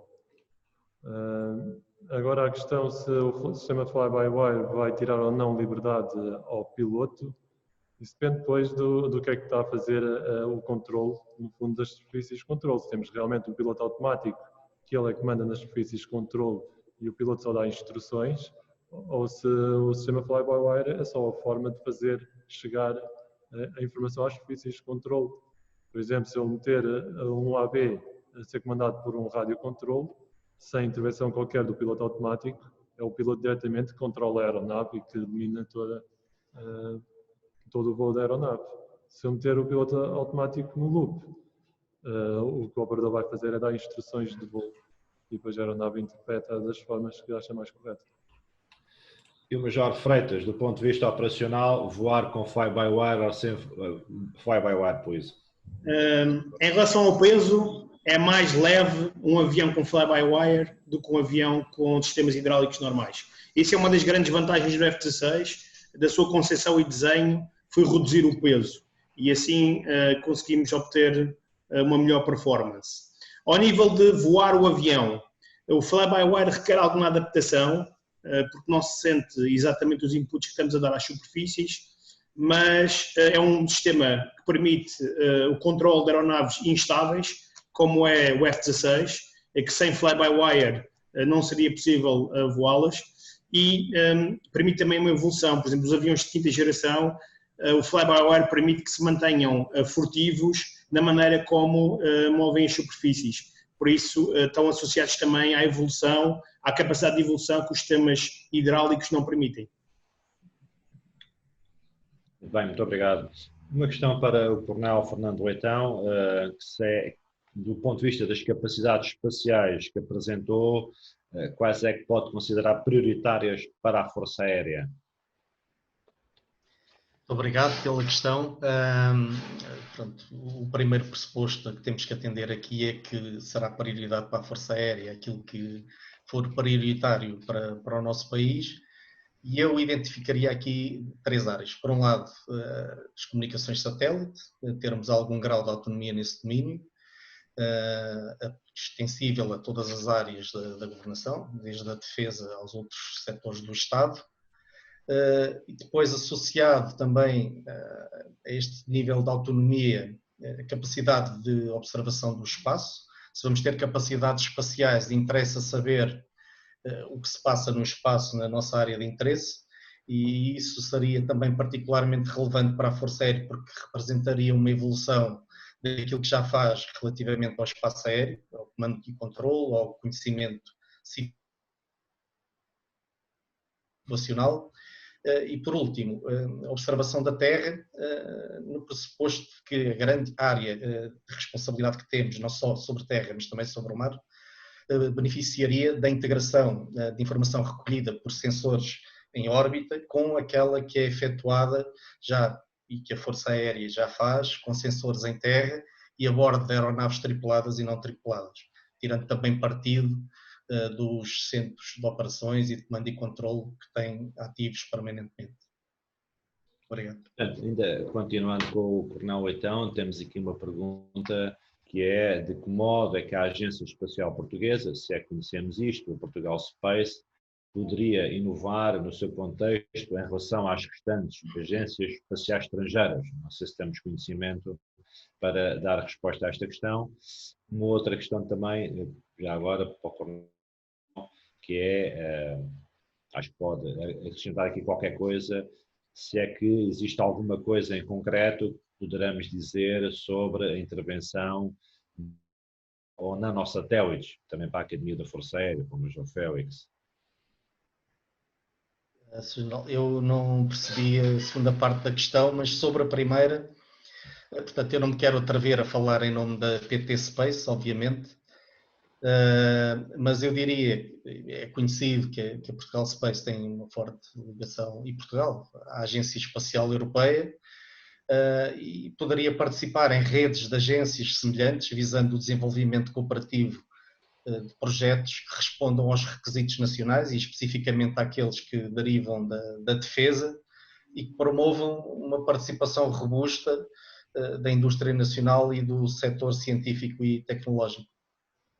Muito bem. A segunda questão, então, pode ser para o Coronel Leitão ou para o Major Félix, é uma que tem a ver com, enfim, falámos nos centros de investigação, falámos no espaço e alguém junta os dois temas e pergunta se estão a ser considerados ou pensados projetos na área espacial, por exemplo, micro ou nanosatélites, ou se nos projetos que existem de possibilidades de financiamento, se isso poderá vir a ser proposto.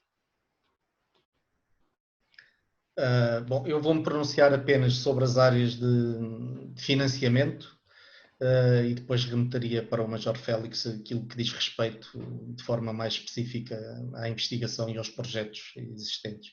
E nesta área de financiamento, a intenção transversal à defesa, e a Força Aérea participará naturalmente, é que no futuro haja uns instrumentos de financiamento dedicados nacionalmente, e estamos a falar da Lei de Programação Militar, mas também que estas verbas sejam complementadas com outras fontes de financiamento, e aqui estamos a referir-nos também à possibilidade de obter financiamento a partir do Fundo Europeu de Defesa, que é, digamos, uma iniciativa inovadora da Comissão Europeia que arrancará no início de 2021 com o novo quadro financeiro plurianual.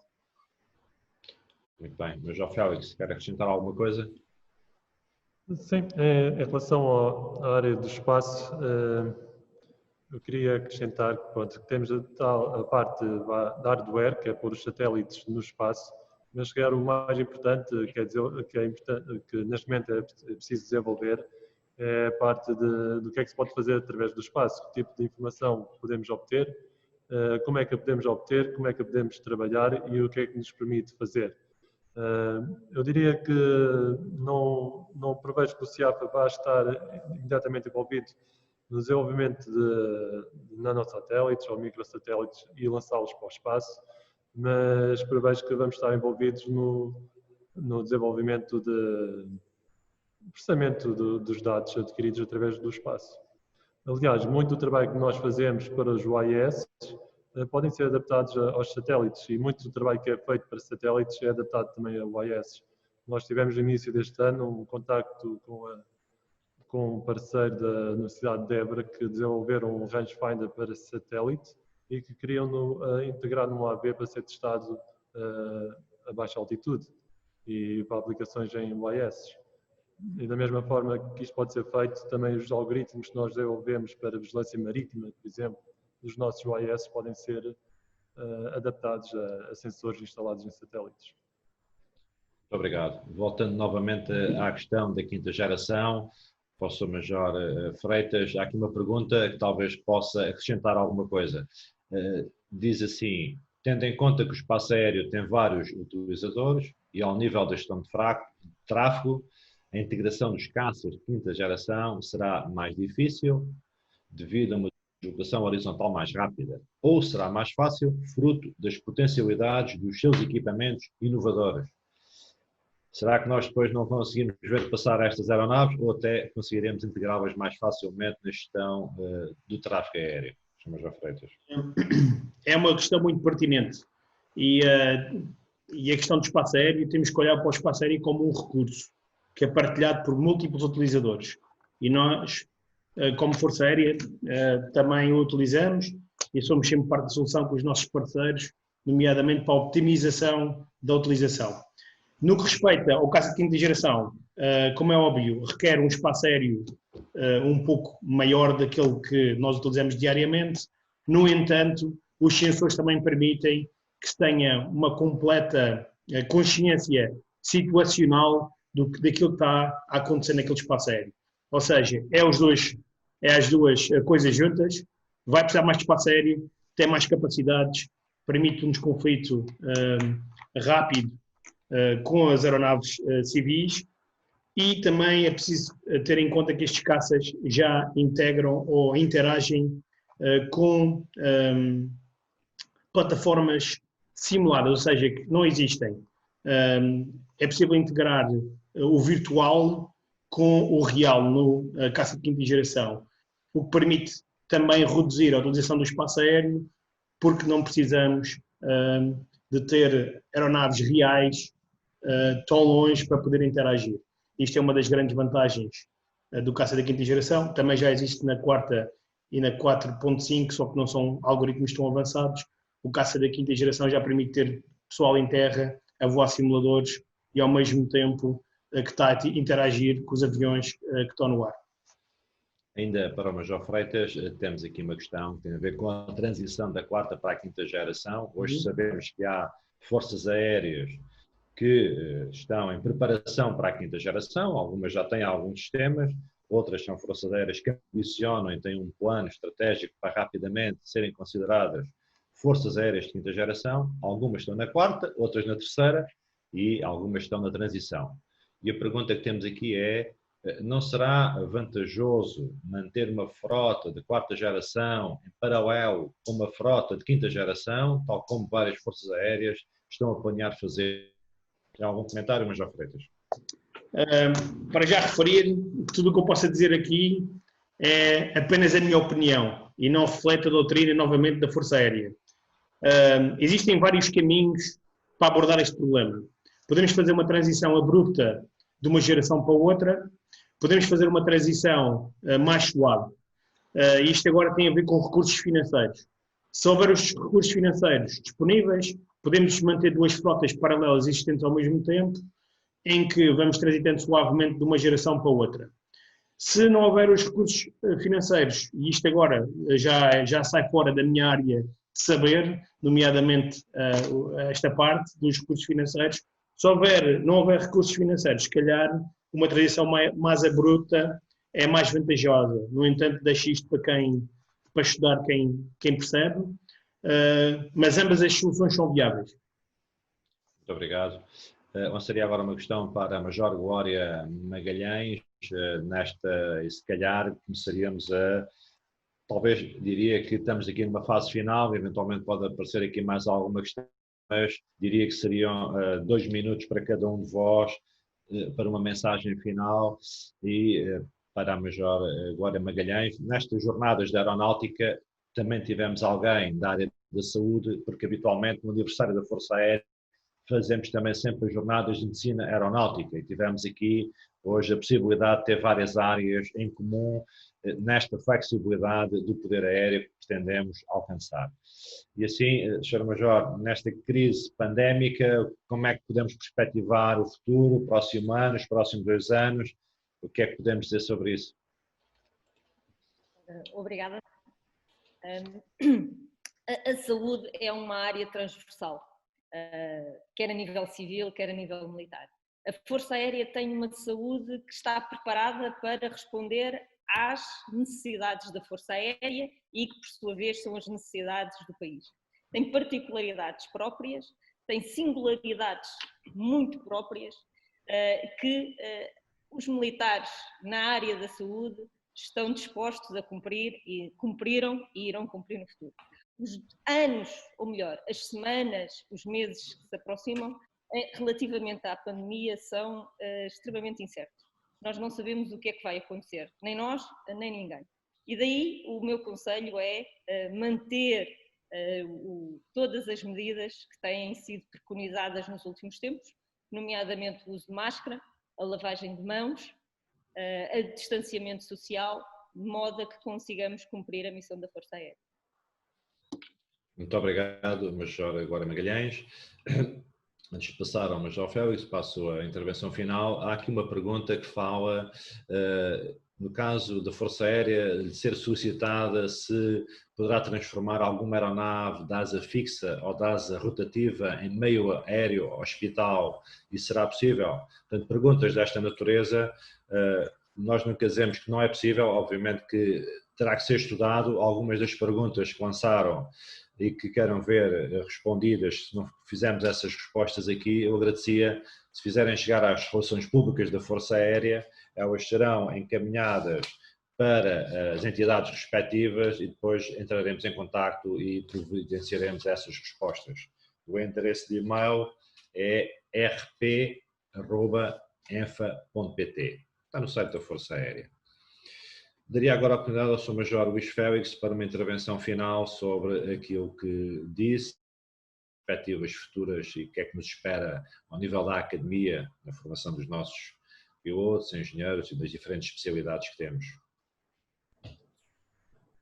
A Academia da Força Aérea está neste momento num processo de transformação, de se adaptar às novas leis que saíram sobre o ensino superior. Mas o nosso compromisso como Academia e nós de Centro de Investigação, como parte integrante da Academia, é continuarmos a colaborar com um ensino de qualidade, de excelência, que permitam formar os oficiais necessários para a Força Aérea e levar o bom nome da Força Aérea a mais alto. Muito obrigado. Essa é uma atividade muito importante. É de facto na Academia da Força Aérea que nós começamos esta caminhada, e a razão pela qual eu precisamente no início fiz questão de resumir um pouco aquilo que é o currículo dos camaradas que aqui estiveram hoje connosco a fazer estas apresentações, foi também para dar a conhecer um pouco aquilo que é o percurso de um piloto aviador, de uma médica, de um engenheiro, que é sempre útil para... Temos muitos jovens das universidades hoje connosco e é sempre muito útil dar a conhecer aquilo que são as perspectivas de carreira na Força Aérea. Hoje, umas perspectivas muito viradas para a tecnologia, para os avanços tecnológicos, de uma forma muito integrada na sociedade e cada vez mais ligada à sociedade civil que hoje estamos e pretendemos estar. Daria agora a palavra ao Sr. Coronel Fernando Leitão para a sua intervenção também final sobre a visão para o espaço e a estratégia. Muito obrigado, Sr. General, e obrigado a todos os participantes e pelas questões que nos foram colocando. Gostaria de vos deixar aqui umas curtas palavras. Pelas razões que vos referi durante a apresentação, a vocação aeroespacial da Força Aérea é uma realidade. É um ativo do nosso país que importa rentabilizar ao serviço dos portugueses e que não devemos perder. A Força Aérea tem conseguido evoluir tecnologicamente e responder aos desafios que se têm colocado, e estou convicto que neste domínio espacial essa tradição será mantida. Acredito que nesta nova corrida ao espaço, em que o nosso país se envolve cada vez mais profundamente, os benefícios serão sentidos por todos os setores da sociedade, da defesa à segurança dos cidadãos, na proteção e bem-estar das populações e na indústria e setores científicos nacionais. A Força Aérea quer ser relevante neste contexto e é algo que merece ser apoiado por todos. Muito obrigado. Muito obrigado, chamo-me Sr. Coronel Leitão. Passaria então agora ao Sr. Major Eduardo Freitas, já teve algum tempo de antena, mas tem aqui mais oportunidade para sumariar aquilo que foi esta intervenção em volta da caça da quinta geração e das perspectivas associadas. Sr. General, muito obrigado. Antes de mais, pela oportunidade que foi dada a Montreal, a base aérea número 5, para falar em meu nome também, para esclarecermos e falarmos um pouco deste tema que é um pouco, como podemos ver, controverso, mas que é muito importante a sua discussão para perspectivarmos o futuro. Aqui, o futuro poderá ter vários caminhos, como foi possível verificar durante a parte de perguntas e respostas, mas certamente temos que olhar para o panorama internacional, para a volatilidade dos conflitos que existem ao dia de hoje, para todo o panorama internacional e perceber que caminho precisamos de adotar para, fundamentalmente, mantermos credíveis, profissionais e a continuar a servir os portugueses 24 horas por dia e este país maravilhoso que temos. Um abraço a todos, foi uma honra para mim. Muito obrigado. Gostaria agora de dizer que este evento foi registado, está gravado, estará disponível na página YouTube da Força Aérea e as diferentes apresentações que foram efetuadas serão disponibilizadas aos participantes por e-mail. Vamos também agora lançar um inquérito de satisfação com apenas 5 perguntas sobre este webinar e ficaríamos muito gratos com a vossa apreciação. Também, para aqueles que participaram neste webinar, será emitido um certificado de participação que vos será enviado. E assim, após estas excelentes apresentações dos nossos oradores, agradeço, bem como às relações públicas da Força Aérea que trataram de todos os aspectos administrativos para a sua realização. Terminamos, pois, assim, as segundas jornadas da Aeronáutica por ocasião do 68º aniversário da Força Aérea, em que se abordou investigação em tecnologias aeronáuticas, adaptação ao Covid na saúde operacional, uma visão para o espaço e caça de quinta geração. Desta forma, partilhamos algum do nosso conhecimento e evolução de alguns assuntos com grande interesse para as Forças Armadas e para a Defesa Nacional. Tivemos também a oportunidade de interagir com os que estiveram connosco, o que foi muito gratificante. Foram muitas as perguntas recebidas, pelo que agradeço publicamente a participação de todos. Mais uma vez, muito obrigado, continuação de um bom dia e saudações aeronáuticas.